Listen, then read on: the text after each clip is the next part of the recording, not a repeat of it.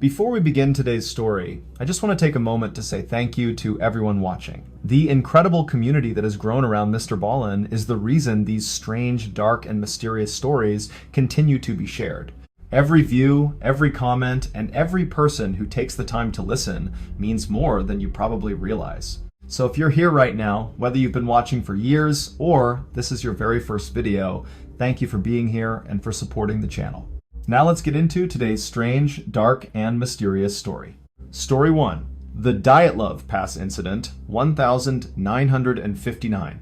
In the winter of 1959, a 23-year-old engineering student named Igor Dyatlov led a group of 9 highly experienced hikers into the brutal Ural Mountains of Russia. They were elite athletes, well-equipped, and deeply familiar with the harshest conditions nature could throw at them. They were exactly where they wanted to be, pursuing a challenging trek that would have earned them the highest certification in their field. But instead of huddling together for warmth inside their sturdy, reinforced tent during a sub-zero blizzard, the group would suddenly use a knife to slash their way out from the inside. They would flee into the darkness in their underwear and socks, running toward a certain death by hypothermia rather than staying one more second inside their only means of survival. The mystery is not just what killed them, but why 9 rational, survival-trained experts would choose to face 1,000-to-1 odds against the elements over whatever was waiting for them inside that tent. Tonight, I am going to tell you 13 stories about people who encountered the strange, the dark, and the mysterious in ways they never could have prepared for. But before we get into our first case, if you could please do me a huge favor. If you enjoy these stories, please offer to buy the like button a nice cold drink at a quiet airport bar, but then the second it looks away to check the flight monitor, I want you to sprint out the front door and scale a 10-foot fence as fast as you can. Also, if you wouldn't mind, please subscribe to the channel and leave a comment letting us know where in the world you are listening from today. We love seeing how far these stories travel across the globe. Now, let us get into our first story. The wind does not just whistle in the mountains of Russia in January. It screams. It is a high-pitched, relentless shriek that rattles through the pines and burrows deep into your chest. On that particular night, when the temperature dropped to 14 degrees Fahrenheit, the silence between the gusts was somehow worse than the wind itself. It was a heavy, pressurized silence that felt like it was pushing against your eardrums. The air was so cold it felt brittle, like if you moved too quickly, the atmosphere itself might shatter into a million jagged glass shards. There was no smell of damp earth or pine needles, only the sterile metallic scent of deep frozen snow. Everything was white, gray, or pitch black. Your breath did not just turn to mist, it froze instantly, clinging to your eyelashes and eyebrows in tiny, stinging needles of ice. It was the kind of environment that reminded you, with every painful inhale, that humans were never meant to be here. Igor Dyatlov was the kind of guy who did not just enjoy the cold, he respected it. At 23 years old, he was a student at the Ural Polytechnic Institute, and he was already a legend in the local hiking community. He was disciplined, methodical, and had a smile that made everyone feel like they were in safe hands. He did not take risks, he took calculated challenges. With him were 8 other hikers, 2 women and 6 men, most of whom were fellow students or graduates. They were people like Zinaida Kolmogorova, who was known for her boundless energy, and Alexander Zolotaryov, a 37-year-old veteran of the Second World War who brought a level of grit to the group. They were a tight-knit family, bonded by a love for the frontier. They spent months planning this trip. They pored over topographical maps, calculated their caloric intake down to the last gram of salted pork, and tested their custom-made wood-burning stove a dozen times. To them, the Ural Mountains were not a place of terror, but a playground. They packed their cameras and journals, excited to document a journey that few people would ever dare. The journey began with the rhythmic clatter of train wheels on iron tracks. They spent the first few days singing songs to the sound of a mandolin, sharing bread, and laughing about the cold days ahead. When they reached the last settlement, a small mining village called Vizhai, they were in high spirits. They set off on skis, their heavy wooden poles clicking against the frozen crust. Every morning followed a rigid, comforting routine. They would wake up while the sky was still a bruised purple, the cold air inside their tent making every movement slow and deliberate. Igor would check the compass, the brass housing cold against his palm. They would pack their sleeping bags, rolling them tight to squeeze out every pocket of air, their fingers stiff and clumsy. Breakfast was a quick affair of hot tea and thick slices of fat. Then they would step out into the blinding white of the wilderness. For hours, the only sound was the rhythmic slide of skis and the heavy breathing of 9 people moving in perfect unison. They moved like a single organism, a chain of human willpower dragging itself across the face of a mountain range. When the sun began to dip, the real work started. They would select a site, clear the snow until they hit the solid ground, and pitch their large green canvas tent. It was a long, awkward structure, but it was their fortress. They would build the stove, the metal chimney pipe glowing a dull red as the wood caught fire. The smell of wood smoke was the smell of safety. Inside, they would hang their wet socks and mittens on a wire line, watching the steam rise in the dim yellow light of their lanterns. They would write in their diaries, documenting the distance covered and the jokes shared. Someone would usually be designated as the scribe for the evening, jotting down the day's events while the others lay on their blankets, drifting toward sleep. They did this for weeks, day after day of white horizons and freezing wind, followed by night after night of warmth and companionship. It was a predictable, mundane cycle that gave them a sense of total control. By February 1st, 1959, they reached the slopes of a mountain the local Mansi people called Kholat Syakhl, or the Mountain of the Dead. They decided to camp right on the exposed slope rather than retreating to the tree line. It was a choice made to maintain their altitude, a decision that proved their confidence.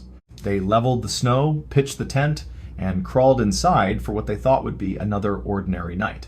They ate their dinner, lay down in a row, and the camp fell into a deep, rhythmic quiet. But then, something shifted. It was not a loud noise, not at first. It was a feeling of displacement. Imagine the air in the tent suddenly feeling heavy, like the pressure changed in an instant. One of the hikers, maybe Yuri Doroshenko, noticed it first. He sat up, his eyes straining in the dark. The wind outside had changed its tone. It was no longer a shriek, it was a low, vibrating hum. It was a sound that did not come from the wind, but from the ground itself. It was a subsonic frequency that bypasses your ears and goes straight to your nervous system, triggering an ancient, primal sense of doom. Your skin starts to crawl. Your heart begins to gallop against your ribs, not because you see a threat, but because your body knows something is fundamentally wrong. One of them reached for a flashlight, but the beam revealed nothing but the shaking canvas walls. Then, a shadow flickered against the fabric. Not the shadow of a tree or a cloud, but something solid that shouldn't have been there on an empty mountain slope. The hum grew louder, shaking the very bones in their chests. The air inside the tent felt like it was being sucked out. You are lying there, pinned under your blankets in the dark. You are an expert. You have survived blizzards that would kill a normal man. But in this moment, your logic fails you. You hear something on the other side of that thin canvas that makes your blood turn to ice. Do you stay inside and wait to see what enters? Or do you take your chances with the blizzard outside? Because here is the thing. You do not have time to put on your boots. You do not have time to grab your coat. The terror is so sudden, so absolute, that you do not even use the door. You grab a knife and you rip the side of your own home open. You spill out into the night, screaming into the wind, running toward the woods a mile away. You choose the cold over the thing in the tent. Weeks later, when the search party finally found the tent, they were baffled.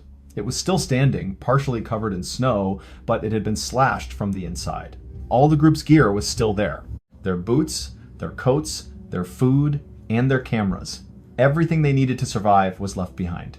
They found a line of footprints leading down the hill toward the woods. The footprints were chilling. They were made by people in socks or bare feet. They were walking, not running, in an orderly line, as if they were being led or were calmly walking to their deaths. At the edge of the forest, they found the first 2 bodies. They were dressed only in their underwear, huddled under a large cedar tree. They had died of hypothermia, their fingers bloody. Higher up the slope, they found Igor Dyatlov. He was on his back, clutching a branch, facing the direction of the tent as if he was trying to crawl back to it. Then they found Zenaida. She was even closer to the tent, her frozen hand reaching out toward the safety she had fled. But the worst was yet to come. It took months to find the final 4 members of the group. They were found buried under 4 feet of snow in a ravine further into the woods. Unlike the others, these hikers had horrific internal injuries.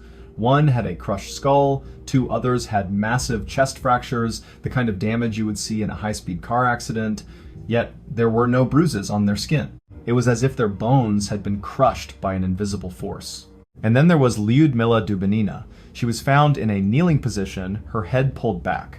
When the rescuers looked closer, they realized her tongue was missing. Her eyes were gone. Her face was a mask of frozen horror. To make things even more bizarre, when the authorities tested their clothing, they found high levels of radiation. Their skin had turned an orange hue. The Soviet government quickly closed the case, blaming the deaths on a compelling natural force. No one knew what that meant. Was it an avalanche that left no trace? Was it a secret military test? Or was it something else entirely? To this day, the Dyatlov Pass remains a place of silence and shadows. A monument to a night where logic died and terror took its place. Igor and his friends never made it back to tell their story, leaving behind only a few rolls of film and a slashed tent as a warning to anyone who dares to challenge the Mountain of the Dead. But while the hikers in the Urals were facing an invisible force in 1959, 37 years earlier, a family in Germany was about to learn that sometimes the threat isn't outside. The scars left on the mountain were physical, but the scars left on a small farm called Hinterkaifeck were far more intimate. It is a story of a different kind of isolation, where the silence of the woods is replaced by the creak of floorboards on a dark attic. It is a story that proves that sometimes the most dangerous thing in the world is the person you cannot see. Story 2. The Hinterkaifeck Murders. In the early spring of 1922, a 63-year-old farmer named Andreas Gruber lived on a remote homestead in Germany called Hinterkaifeck. He was a man who valued his privacy above all else, surrounded by thick woods and miles of empty fields. He was exactly where he wanted to be, running a self-sufficient farm with his wife, his widowed daughter, and his two young grandchildren. But instead of finding peace in their isolation, Andreas would find a set of footprints in the fresh snow leading from the forest directly to his machine shed. He would follow those tracks with a heavy sense of dread, searching every inch of his property for the person who made them, but he would never find a second set of tracks leading back out. The mystery is not just who was hiding on that farm, but why they waited in the shadows for days. The air at Hinterkaifeck in late March did not smell like spring. It smelled like damp limestone and rotting hay. It was a thick, heavy scent that seemed to cling to the back of your throat every time you took a breath. The silence of the Bavarian countryside was not peaceful, it was oppressive. It was the kind of quiet that made you feel like the trees were leaning in just a little too close to the house, listening to every word spoken inside. When the wind died down, you could hear the rhythmic ticking of the grandfather clock in the hallway, but it sounded off. It sounded like a heartbeat that was just a little too slow. The ground was a mosaic of freezing mud and patches of gray, melting snow that crunched like broken glass under your boots. There was no birdsong, only the occasional low, mournful groan of a cow in the barn, a sound that echoed across the empty courtyard like a warning. Andreas Gruber was not a man people liked, but he was a man people respected for his work ethic. At 63, he was as hard as the soil he tilled. He was a stern, solitary figure who ran his household with an iron fist. His wife, Cecilia, was 72 and spent her days tending to the hearth. Their daughter, Victoria, was 35 and had a voice so beautiful she sang in the church choir, a stark contrast to the gloom that surrounded her father. Then there were the children, 7-year-old Cecilia and 2-year-old Joseph. To the outside world, the family was a closed book. They kept to themselves, rarely venturing into the nearby town of Kaifek unless it was absolutely necessary. They were a self-contained unit, a small island of humanity in a sea of pines. Andreas took pride in that. He didn't need neighbors, and he certainly didn't want them. He only needed the land and the predictable labor of the seasons. Every morning at Hinterkaifeck began at 4:30. Andreas would roll out of his stiff bed, the floorboards groaning under his weight in a way he had memorized over decades.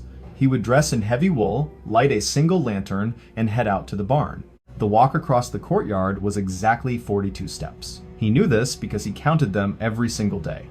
It was a small act of order in a world that felt increasingly chaotic and unpredictable.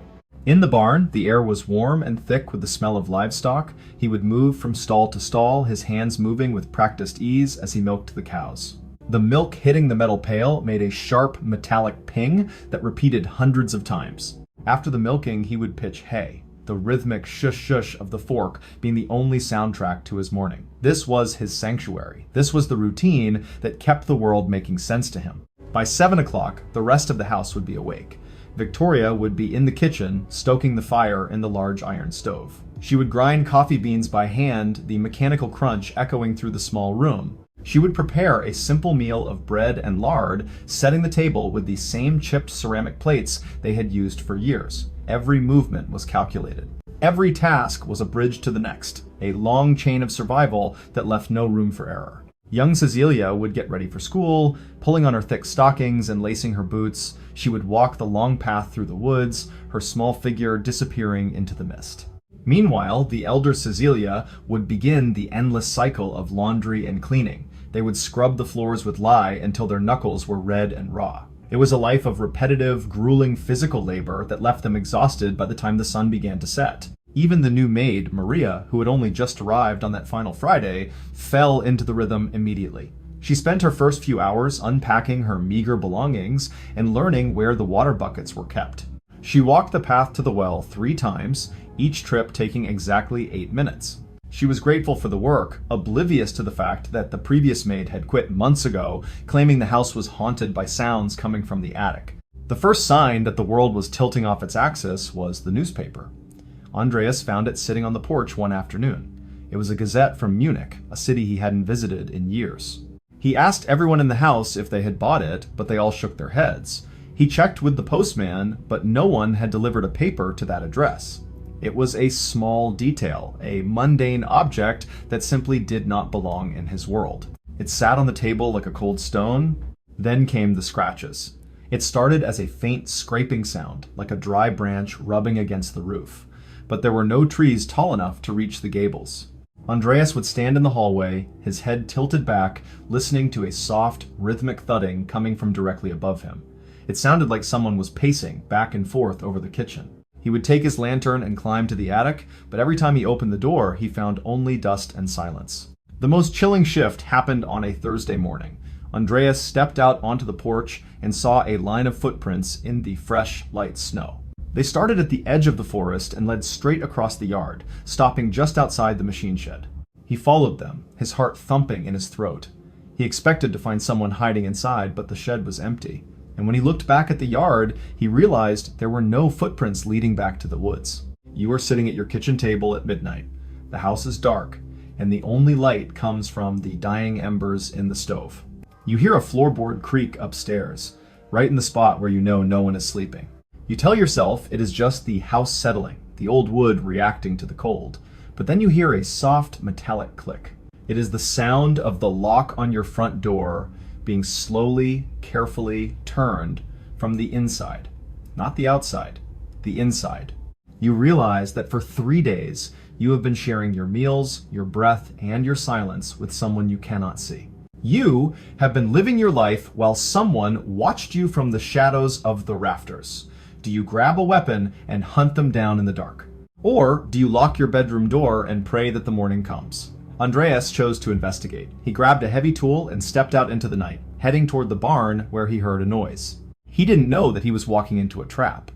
One by one, the family members were lured out of the house. It started with Andreas, then his wife, Cecilia, then Victoria, and finally the young girl, Cecilia. They were led into the dark barn, expecting to find a loose animal or a broken latch. Instead, they found a shadow waiting for them in the hayloft. They were struck down with a heavy mattock, a tool used for breaking hard ground, with terrifying surgical precision. The killer didn't stop there. He walked back to the house, his boots leaving bloody smears on the wooden floor. He found the maid, Maria, in her bedroom. She had been there for less than 24 hours. He struck her while she was still in bed. Then he went to the nursery. He found 2-year-old Joseph sleeping in his crib. With the same cold, calculated violence, he ended the boy's life.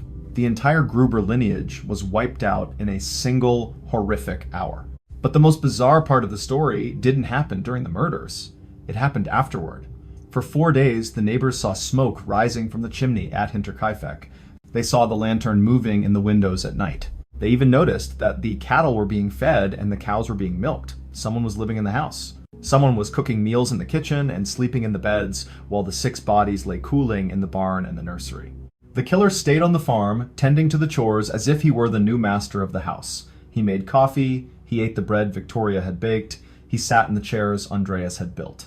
It wasn't until the following Tuesday, when young Tazilia didn't show up for school and the mail began to pile up, that the neighbors finally entered the property. They found the bodies stacked in the barn, covered with hay, and the killer was nowhere to be found. No one was ever caught.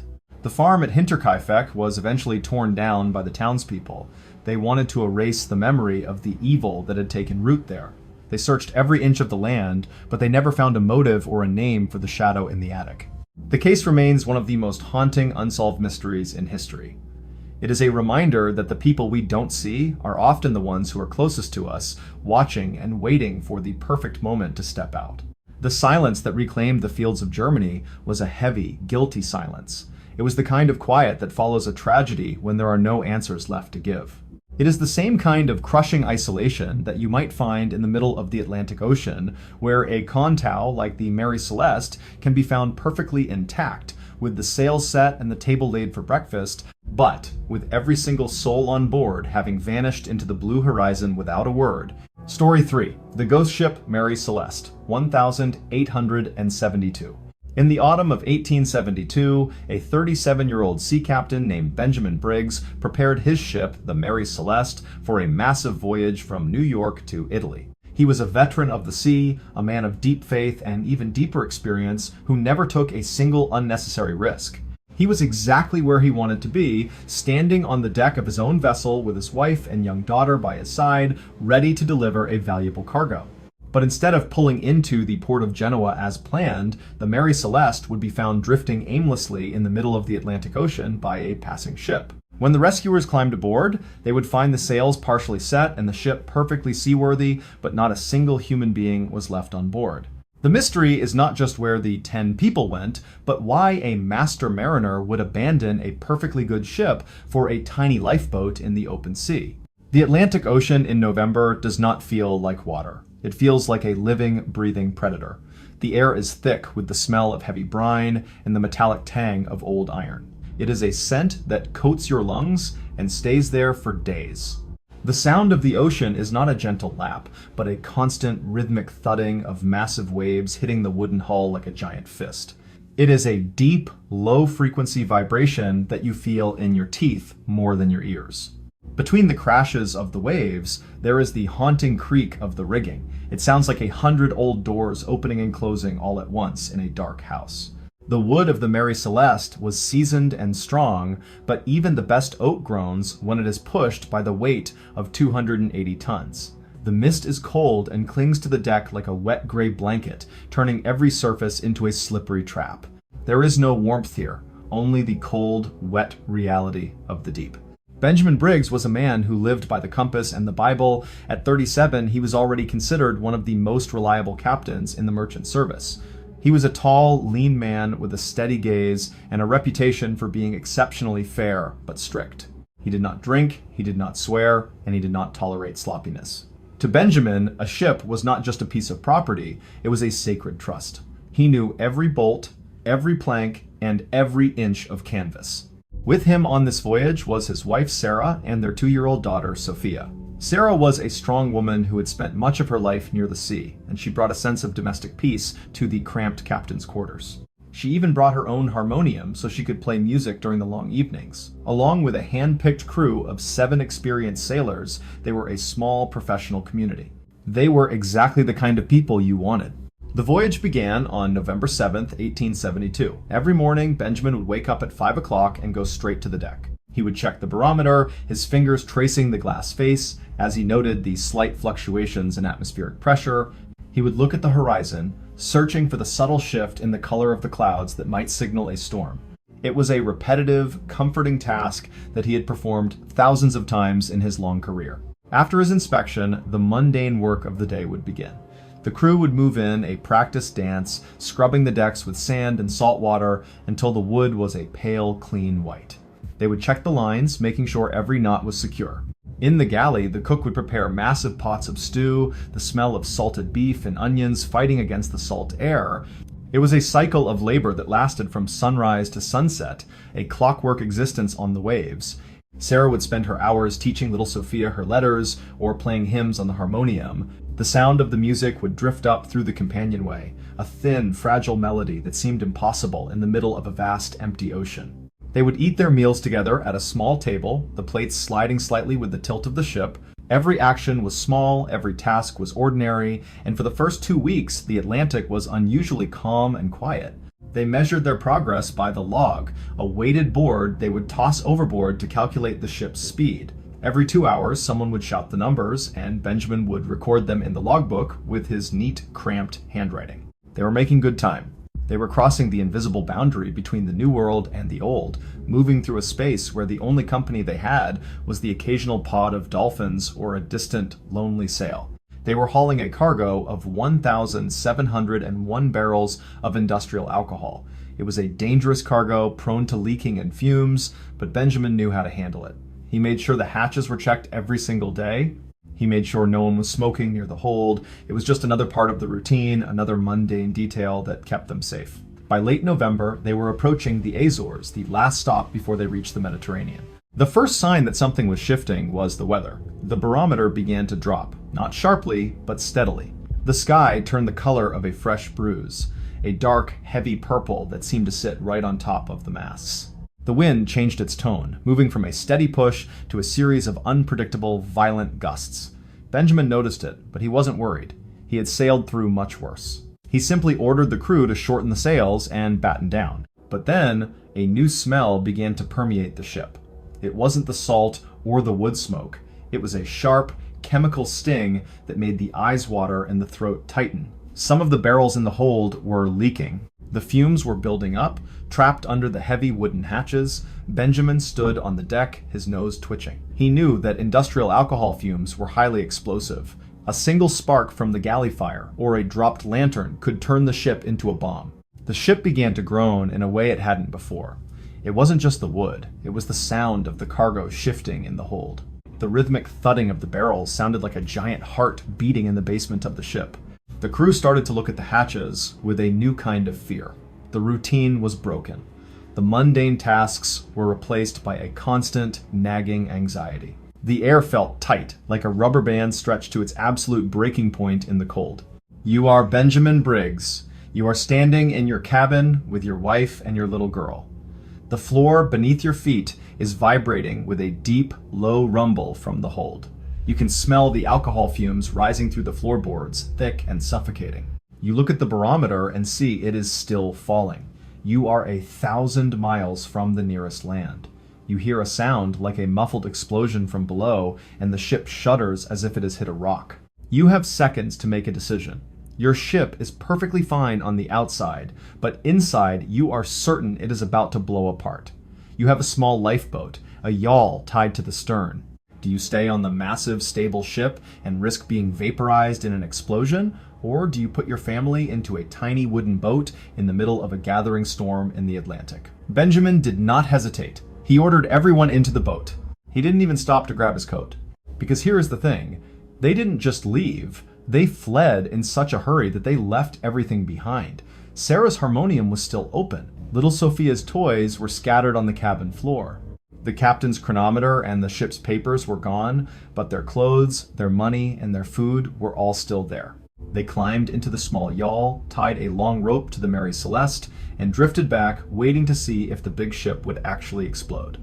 On December 5th, 1872, the crew of another ship called the Dei Gracia spotted a sail on the horizon. As they got closer, they realized the ship was moving strangely, zigzagging through the water as if no one was at the wheel. They signaled, but there was no response. Captain Morehouse, who actually knew Benjamin Briggs personally, sent a small party over to investigate. What they found would haunt the maritime world for the next century and a half.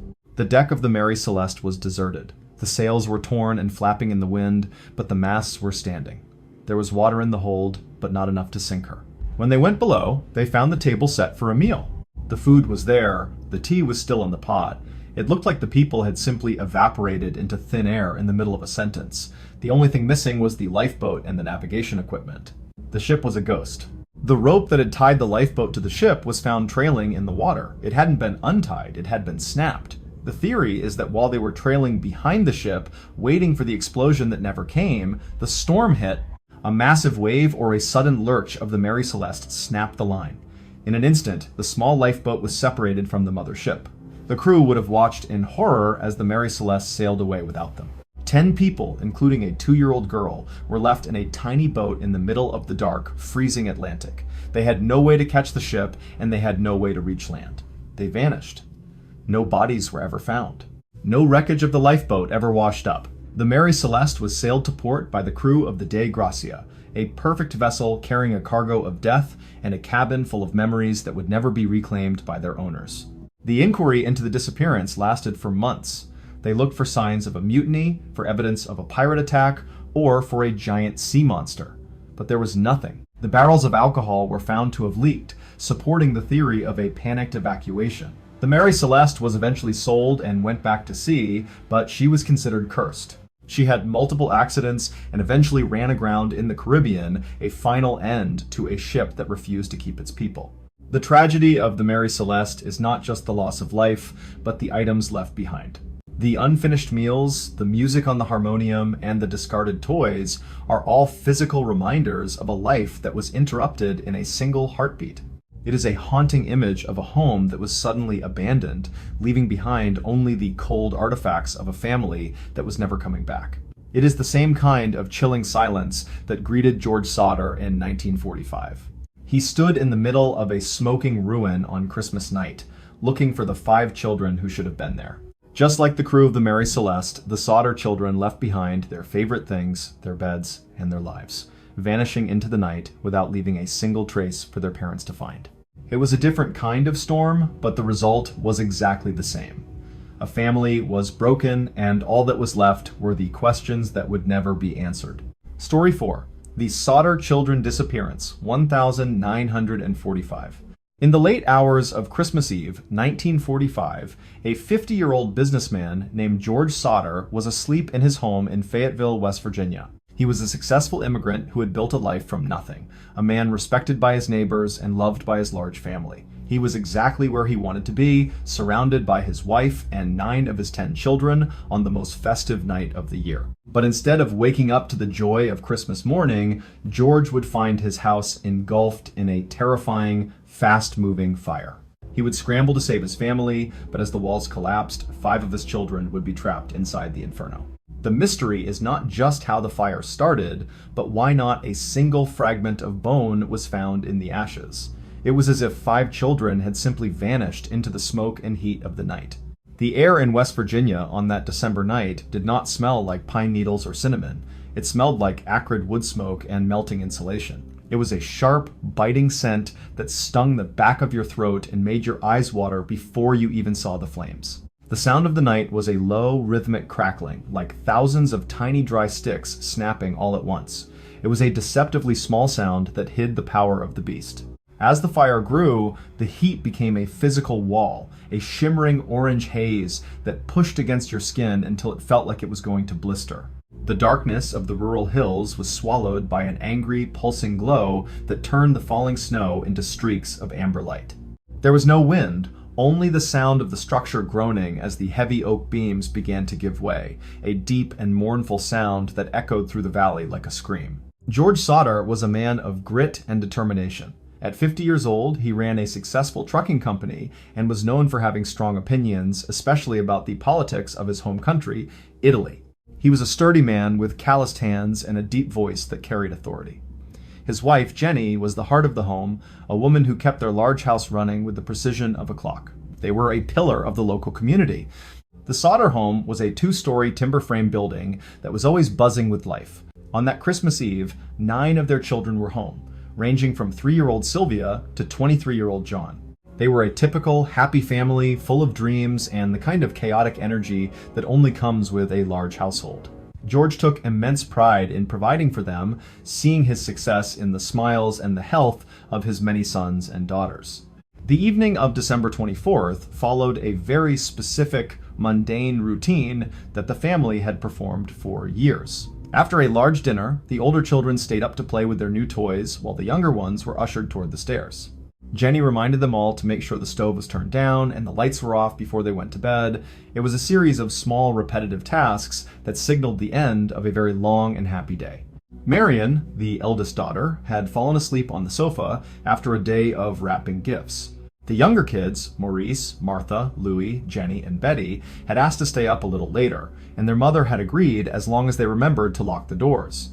The sounds of the house were familiar. The low hum of the refrigerator, the occasional creak of the floorboards, and the soft breathing of children drifting off into their dreams of the next morning. Jenny performed her final check of the downstairs area around midnight. She noticed the lights were still on and the curtains were not drawn, which was unusual, but she assumed the children were just excited. She closed the curtains, turned out the lights, and headed up to join George in their bedroom. It was the same quiet path she took every night, a mundane walk through a dark house that she could navigate with her eyes closed, feeling the grain of the wood. At 1 o'clock in the morning, the silence was broken by the sharp ring of the telephone. Jenny climbed out of bed, her feet hitting the cold floorboards, and went to the office to answer it. A woman's voice she didn't recognize asked for a name Jenny didn't know. In the background, Jenny could hear the sound of glasses clinking and a strange, high-pitched laughter. She told the caller they had the wrong number and hung up, feeling a slight chill in the air. She went back to bed, but as she lay there, she heard a heavy thud on the roof. It sounded like a large, wet object hitting the shingles and then rolling off into the yard. She listened for a few minutes, but when the sound didn't repeat, she closed her eyes again. These were small, odd occurrences that didn't seem important at the time, just the strange noises of a rural house on a winter night. They were the subtle shifts that heralded the coming disaster. Half an hour later, Jenny woke up again. This time, it wasn't a sound, but a smell. The thick, sweet scent of smoke was drifting under the bedroom door. She jumped out of bed and opened the door to find the hallway filled with a dense, gray haze. She screamed for George, and they both began to move with a frantic, desperate energy. They grabbed the children who slept in the rooms nearby, but the stairs leading to the attic were already beginning to burn. You are George Sauter. You are standing in the freezing mud of your front yard, watching the orange flames lick the windows of your children's bedroom. You are screaming their names, but there is no answer from inside. You realize you have to get to them. You run to the side of the house where you always keep your tall extension ladder, the one you use for repairs. You reach for it in the dark, but your hands hit nothing but empty air. The ladder is gone. You don't panic. You think fast. You have 2 large coal trucks parked in the driveway. You think if you can pull one of them up to the wall, you can climb on the roof of the cab and reach the second-story window. You jump into the driver's seat and turn the key. The engine groans but won't catch. You try the second truck. It's the same thing. Both trucks, which worked perfectly only hours ago, are now completely dead. You are trapped on the ground. You run to the rain barrel to get water, but it is frozen solid into a block of ice. You watch in total, helpless agony as the roof of your home collapses into the basement in a shower of sparks. The entire event took less than 45 minutes. You are standing there, in your nightclothes, surrounded by your surviving children, staring at a hole in the ground where your life used to be. You are waiting for the fire department, but they won't arrive for hours. The bizarre reveal happened the next morning. When the fire had finally cooled enough for the authorities to sift through the debris, they expected to find the remains of the 5 children. But as they moved the charred wood and the melted metal, they found nothing. No skulls, no bones, no fragments of teeth. The fire had been hot, but the experts knew that a house fire cannot burn a human body into nothingness in such a short amount of time. It was as if the children had never been in the house at all. As the days went by, strange clues began to surface. A neighbor reported seeing a man watching the house from the woods while the fire was burning. Another reported seeing the missing ladder at the bottom of an embankment several hundred feet away. Even more chilling, the family found a strange metal object in the yard that looked like a pineapple grenade, possibly the source of the thud on the roof. George and Jenny refused to believe their children were dead. They spent the rest of their lives and every cent they had looking for them. They put up a massive billboard on Route 16 with the faces of the 5 children, offering a reward for any information. They followed leads all across the country, convinced that their family had been kidnapped by the Sicilian mafia or taken back to Italy because of George's outspoken political views against Mussolini. The mystery took an even stranger turn in 1967, more than 20 years after the fire.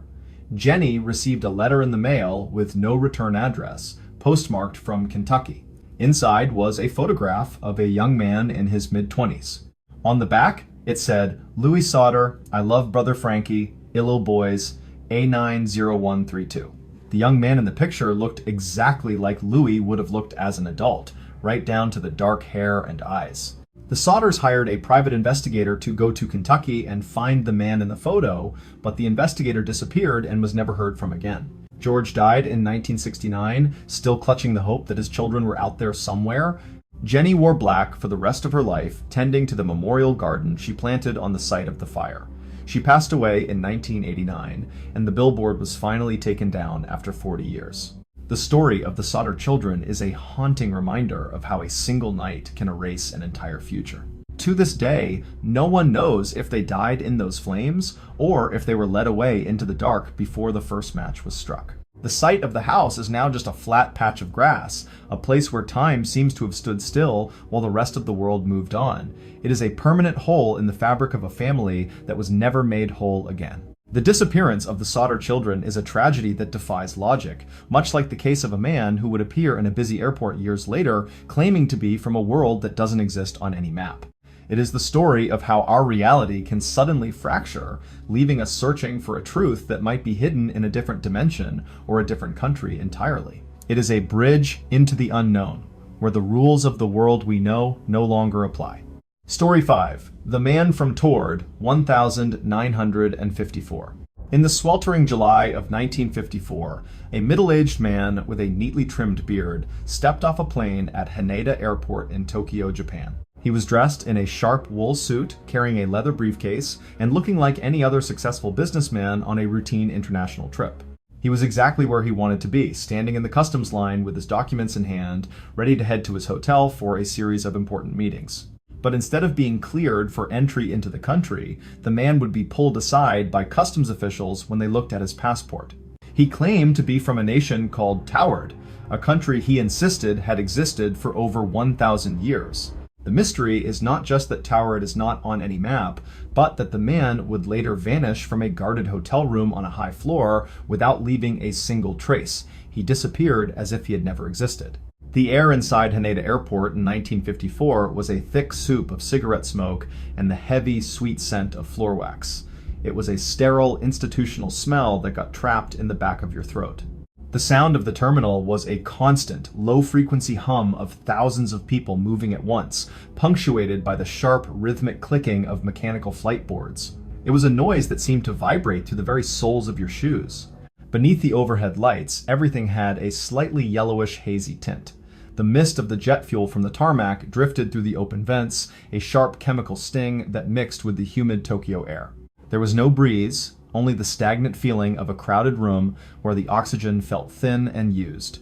The silence in the interrogation room later was even worse, a heavy, pressurized quiet that made the sound of a ticking clock feel like a hammer. The man from Toward was the picture of professional reliability. He appeared to be in his late 40s, with graying temples and a calm, composed demeanor that commanded a certain amount of respect. He spoke several languages fluently, including Japanese and French, and he carried himself with the quiet confidence of someone who had traveled the world many times over.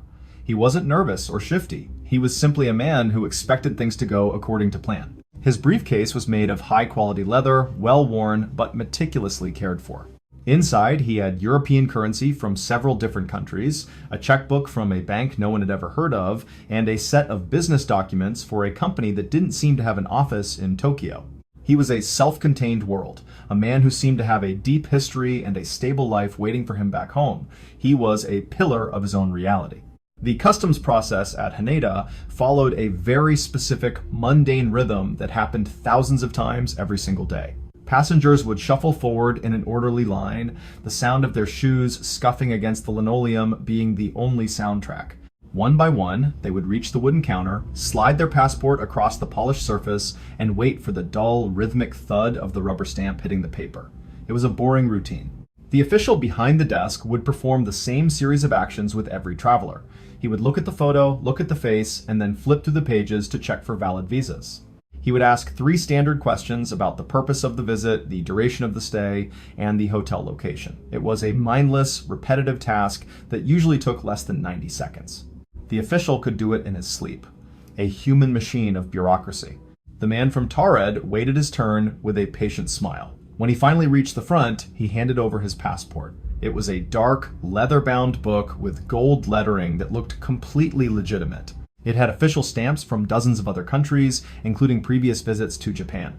The paper was the correct weight, the watermark was visible under the light, and the signature was clear. Everything about the object felt normal and mundane. He told the official he was there for business, just as he had done 3 times before in the last 5 years. He gave the name of the hotel where he had a reservation and the name of the company he was meeting. He spoke with the ease of a man who had told this story 100 times. He reached into his pocket for a cigarette, then stopped, remembering the rules. He was just another traveler in a gray suit, a tiny part of the massive machinery of global travel. The official flipped through the passport, but his thumb stopped on the name of the country, Taured. He frowned, his eyes narrowing as he looked at the word. He didn't recognize it.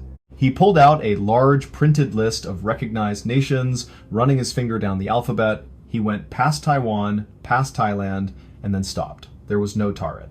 He looked up at the man, who was still smiling, unaware that his world was about to collide with ours. The shift happened when they brought out the map. The customs official laid a large, colorful map of Europe on the table and asked the man to point to his home. Without a second of hesitation, the man pointed his finger at the small space between France and Spain. He said, "It is right here. It has been there for 10 centuries. But the map didn't say Taured, it said Andorra. The man's smile vanished. He stared at the map as if it were a hallucination. He became indignant, then angry. He insisted that the map was wrong, that it was some kind of joke or a political insult. He pulled out his driver's license and his national identity card, both issued by the government of Taured. They looked perfect. They had the correct seals and the correct security features, but to the Japanese officials, they were looking at documents from a ghost world. The tension in the room began to rise like heat from a radiator. The man began to describe his country in vivid detail. He talked about the architecture of the capital city, the history of the royal family, and the specific dialect of the people. He talked about the mountains and the valleys of Taured with the kind of intimate knowledge that you can't fake. He wasn't a crazy man rambling, he was a frustrated citizen who couldn't understand why the rest of the world had suddenly forgotten where his home was located. You are standing in that small, windowless room. You have your passport in your hand, a physical object you have carried for years. You have your keys in your pocket to a house that is thousands of miles away. You know the name of your wife, the name of your street, and the history of your people. But when you look at a map, your entire country is gone. Not destroyed, not renamed, just never there to begin with. The world is telling you that you do not exist. Do you start to question your own mind? Or do you believe that the world has somehow changed overnight? You look at the officials, and you see the pity in their eyes. They think you are a con artist or a lunatic. But you know you are neither. You are just a man who wants to go home. The man from Taured sat in his chair, his hands shaking slightly, as he realized he was trapped in a reality that didn't have a place for him. He was a man without a planet. The Japanese authorities didn't know what to do with him. They couldn't let him into the country with a fake passport, but they couldn't deport him to a place that didn't exist. They decided to put him in a hotel for the night while they conducted a more thorough investigation. They chose a hotel nearby, putting him in a room on the 15th floor. They stationed 2 armed guards outside his door, and they took all of his documents for safekeeping. The room had only one entrance. The window was a single, thick pane of glass that did not open, and there was no balcony. It was a sheer drop of over 150 feet to the pavement below. The guards stood at the door all night, never leaving their post. They heard the man pacing for a few hours, the muffled thud of his shoes on the carpet. Then, around midnight, the sound stopped. The room went silent. A heavy and unnatural quiet. The bizarre reveal came the next morning. When the officials arrived to take the man for further questioning, they knocked on the door and got no answer. They used a master key to enter the room, expecting to find the man asleep or perhaps hiding in the bathroom. Instead, the room was completely empty. The bed was made. The man's briefcase was gone. There was no sign of a struggle, and the window was still locked from the inside. He was gone. Even more terrifying, when the officials went back to the airport headquarters to check the man's documents, they found that those had vanished too. The passport from Tarid, the driver's license, and the business papers were all gone from the locked safe. It was as if the man and every piece of evidence of his existence had been erased from our timeline in a single moment. There was no record of him ever being in the hotel other than the guard's testimony. The case of the man from Tarid was eventually buried in the archives of the Tokyo police. There were no leads, no fingerprints that matched any known criminals, and no explanation for how a human being could walk through solid walls on the 15th floor of a building. Some people believe he was a traveler from a parallel universe who accidentally slipped through a rift in space only to be pulled back to his own world just as suddenly as he had left. Others think he was a sophisticated spy who used a series of impossible gadgets to escape, but that doesn't explain the missing country on the map. To this day, the story remains a haunting reminder of how fragile our reality truly is. We think the world is solid and unchanging, but the man from Tarid proved that sometimes the lines between what is real and what is impossible are thinner than we can imagine. He was a ghost in the machine of time. The man from Tarid vanished into the thin air of a hotel room, leaving behind only a legend of a country that no one can find. It is a story of a disappearance that defies the laws of physics, a mystery that leaves us wondering what else might be lurking in the shadows of our world. It is the same kind of chilling uncertainty that surrounded a young woman named Elisa Lam decades later, as she stepped into an elevator in a hotel that was already full of ghosts. She was seen on a camera moving in ways that didn't make sense, as if she were interacting with a world that only she could see. Just like the man from Tarid, Elisa would find herself trapped in a space where the rules of logic no longer applied, leading to a discovery in a place where no one thought to look. It is a bridge between two mysteries of the hotel, where the walls seem to hold secrets that are far older and darker than the people staying inside. Story 6. Elisa Lam, the Cecil Hotel, 23rd. One side's rate. The water coming out of the faucet in room 404 of the Cecil Hotel did not look like water. It was a dark, murky brown, swirling in the porcelain sink like old coffee. When the guests brushed their teeth that morning in February of 2013, the taste was something far worse than just old pipes. It was a heavy metallic tang, like rusted iron, mixed with something sickly sweet that stuck to the back of the tongue. As the shower ran, the steam filling the tiny windowless bathroom didn't smell like soap or shampoo. It smelled like wet copper and stagnant, swampy earth. It was a scent that coated your lungs and stayed with you for hours. The pressure was low, just a weak, pathetic drizzle that seemed to groan as it struggled to exit the shower head. It was the kind of detail you notice when you are staying in a budget hotel, a temporary inconvenience that you try to ignore. But that low pressure and that strange, sickly smell was the first physical sign of a horror that had been marinating just a few floors above their heads for over 2 weeks. It was the final chapter of a story that started with a bright young woman on a grand adventure and ended in a place where no one ever thought to look. It was a mystery that would capture the attention of the entire world, all because of a single minute of elevator surveillance footage. Elisa Lam was 21 years old, a student from Vancouver, Canada. She was bright, social, and had a blog where she detailed her struggles with depression and anxiety, but also her dreams, her favorite fashion trends, and her excitement for life. She decided to take a solo trip down the west coast of the United States, calling it her West Coast Epic.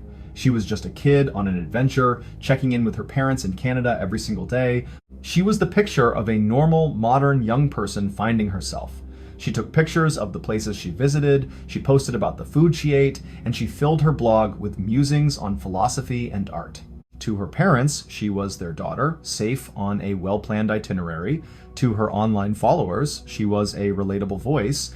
She was grounded in a reality that many young people can relate to, a life full of potential and a desire to experience the world. On January 26, 2013, Elisa arrived in Los Angeles and checked into the notorious Cecil Hotel, located just blocks away from Skid Row. The check-in process was a boring, repetitive dance. She stood in line on the worn, faded red carpet of the lobby, filled out the standard forms with a cheap, tethered pen, and received her room key. It was a routine she had performed in other cities on her trip, a mundane gateway to a new experience. The Cecil Hotel lobby was a grand, aging relic, a place that held the echo of thousands of check-ins and check-outs, a machine of transience that didn't care who you were as long as your credit card cleared. Every morning, Hundreds of guests would stream through that lobby. They would order coffee at the small cafe, they would ask for directions at the front desk, and they would wait for the aging elevators, the same ones that Elisa would soon walk into. The mundane stretch of her stay involves her moving through the hotel, perhaps visiting the vending machines on her floor, pressing the same worn plastic buttons that everyone else did. She would have walked past the same cleaning carts, smelled the same institutional cleaner, and used the same rough white towels provided by the hotel. It was a cycle of repetitive, forgettable actions that make up the backbone of any hotel stay, a normalcy that felt stable and predictable. She would have ridden those elevators dozens of times during her stay. The smell of old dust and hydraulic fluid was a standard feature. The mechanical whine as the car moved between floors was a soundtrack to her daily routine. Every morning, she would plan her day, perhaps looking at a map of the city on her phone while she waited for the doors to open. It was a series of small, boring tasks that gave her a sense of total control over her West Coast epic.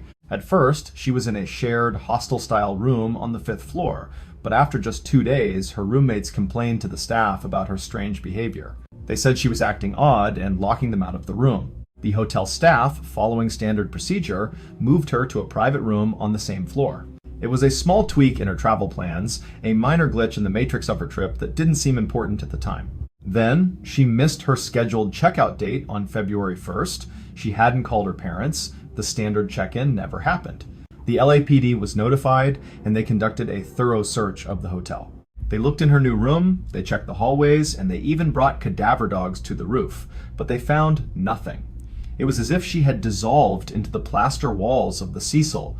On February 13th, with no leads, the police released the elevator video. Imagine standing in that small metal elevator on the 14th floor of the Cecil Hotel. You press the buttons, but the door won't close. You peer out into the hallway, staring into the dim light. Suddenly, you feel like you are being watched. Not by a person you can see, but a presence. Your hands go up to your ears, pulling at your own hair. Your body moves in strange, angular jerks. You rush back inside the elevator and press all the buttons again. The door is still open. You step back out, your hands waving in front of you as if you are swimming through thick air or perhaps talking to an invisible entity that is standing just out of sight. Your fingers are splayed out in a bizarre, unhuman way. Your heart is hammering against your ribs, not because you see a threat, but because you feel a reality that no one else can see. The elevator car sits there, a perfect witness to a moment of total logic break. Look at that video. What do you see? Is she suffering from a severe manic episode, a side effect of the medication she was taking for her bipolar disorder, lost in a break from reality that made her fear the very air around her? Or is she looking at something in the corner of that elevator, something that is just out of frame, something that is playing a game with her mind? She dances a strange, almost jovial dance in the hallway, her fingers splayed out. She seems to be talking to someone, but she is completely alone. Is she hiding from a predator? Is she having a conversation with a ghost from the Cecil's dark history? The video leaves us with nothing but questions. We are forced to decide if we are watching a medical emergency or a paranormal encounter. There is no middle ground. The final moment of the video is Elisa walking away into the left hallway, and the elevator doors finally calmly close. For 2 weeks, the guests at the Cecil Hotel had been drinking that water. They had brushed their teeth with it, bathed in it, and used it to make coffee. On the morning of February 19th, 2013, a maintenance worker went to the roof to check the 4 massive 8-foot-high water tanks because guests were complaining about low water pressure. He climbed up a ladder to the top of one of the tanks and opened the heavy 3x3-foot maintenance hatch. The water was low, but there was something floating face up just beneath the surface. It was Elisa Lam. She was naked, and her clothes, the same ones she wore in the elevator video, were at the bottom of the tank, covered in a strange sandy sediment. The tank's hatch, which the maintenance worker said was normally difficult to open, was found to be closed when he first arrived. The bizarre reveal was complete. Her body had been in their drinking water the entire time. The autopsy ruled Elisa's death an accidental drowning, citing her bipolar disorder as a significant factor. No drugs or alcohol were found in her system. But the logic break remained. How did a young woman in the middle of a mental health crisis navigate past locked security doors and a loud roof alarm that only staff had the keys to? How did she climb an 8-foot tank and manage to open a heavy hatch that even the maintenance crew found difficult to use? And even more impossibly, how did she manage to get inside the tank and close that heavy hatch from the outside? The initial police report said the hatch was closed, but months later, they clarified that it was actually open, a reversal that only fueled the endless internet theories. The case was closed, but the ghosts of Elisa Lam still roamed the halls of the hotel, a permanent hole in the fabric of a family that was never made whole again. The tragedy of Elisa Lam is a modern mystery that leaves us with only questions, much like the case of a man who would be found on a beach thousands of miles away decades earlier. His body was perfectly intact, but every identifier had been removed, leaving behind only the cold artifacts of a life that was erased on purpose. He left behind no name, only a message in a coded language that no one can seem to understand, hidden in a pocket within a pocket. While Elisa Lam's final moments were captured on digital video, this man's final moments were written in a book that would lead investigators on a path that went nowhere. From the murky depths of a water tank in Los Angeles, we move to the soft sands of Somerton Beach in Australia, where another perfect vessel was found, holding a secret that would remain locked away from the world for over 70 years. It is a bridge into a different kind of unknown. Story 7. The Somerton Man 1948. In the early morning of December 1st, 1948, a man was found slumped against a seawall on Somerton Beach in Adelaide, Australia. He was dressed in a high-quality suit, his shoes were polished to a mirror shine, and he looked like a man who had simply fallen asleep while watching the waves. He was exactly where he seemed to want to be, resting peacefully in a spot with a perfect view of the ocean as the sun began to rise over the coast. But instead of waking up as the beach began to fill with morning joggers, the man remained perfectly still. When a passerby finally checked on him, they realized he was stone cold dead. There was no sign of a struggle, no blood, and no weapon. The mystery is not just that he had no identification, but that every single label on his clothing had been meticulously cut away. He was a man who had gone to impossible lengths to ensure the world never knew his name. The air on Somerton Beach that December morning did not smell like a typical summer day. It was a heavy, stagnant scent of salt spray mixed with the cold, damp grit of wet sand. It was a smell that felt thick in the back of your throat, a briny weight that seemed to press down on your chest with every breath. The sound of the ocean was a rhythmic, low-frequency thudding, like a massive heart beating somewhere deep beneath the surface of the dark water. Between the crashes of the surf, there was only the sharp, lonely cry of a few seagulls circling overhead. The sand under the man's body was cold and unforgiving, a gray-white expanse that offered no comfort. The light of the rising sun was weak and hazy, casting long, distorted shadows across the dunes. It was the kind of morning that felt unfinished. A quiet space where the world had not yet decided to wake up, leaving only the silence of the dead. The Somerton Man appeared to be about 45 years old, with broad shoulders and the athletic build of a swimmer or a dancer. He was clean-shaven, his hair was neatly combed back, and his hands showed no signs of manual labor. He looked like a gentleman, someone who belonged in a boardroom or an upscale restaurant. He was a picture of mid-century professional reliability, a man who clearly took great pride in his appearance and his social standing. He was wearing a white shirt, a thin red and blue tie, brown trousers, and a stylish gray and brown double-breasted coat. Even in the heat of a typical Australian December, he had chosen to remain fully dressed in formal attire. To the police who first arrived on the scene, he looked like a traveler who had taken a wrong turn, or perhaps a local businessman who had suffered a sudden heart attack. He was a stable, grounded figure in a world of total mystery. The initial police investigation followed a very specific, mundane rhythm that they had performed hundreds of times. They started with his pockets, laying out each item on a clean white cloth with professional detachment. They found a used bus ticket from the city, a second-class rail ticket that hadn't been used, a metal comb, a half-empty pack of juicy fruit chewing gum, a box of Bryant and May matches, and a pack of Army Club cigarettes containing 7 sticks. It was a collection of ordinary, everyday objects that should have painted a picture of a man's life. They checked the bus schedule to see when he might have arrived. They checked the rail station to see if anyone remembered a man in a gray suit.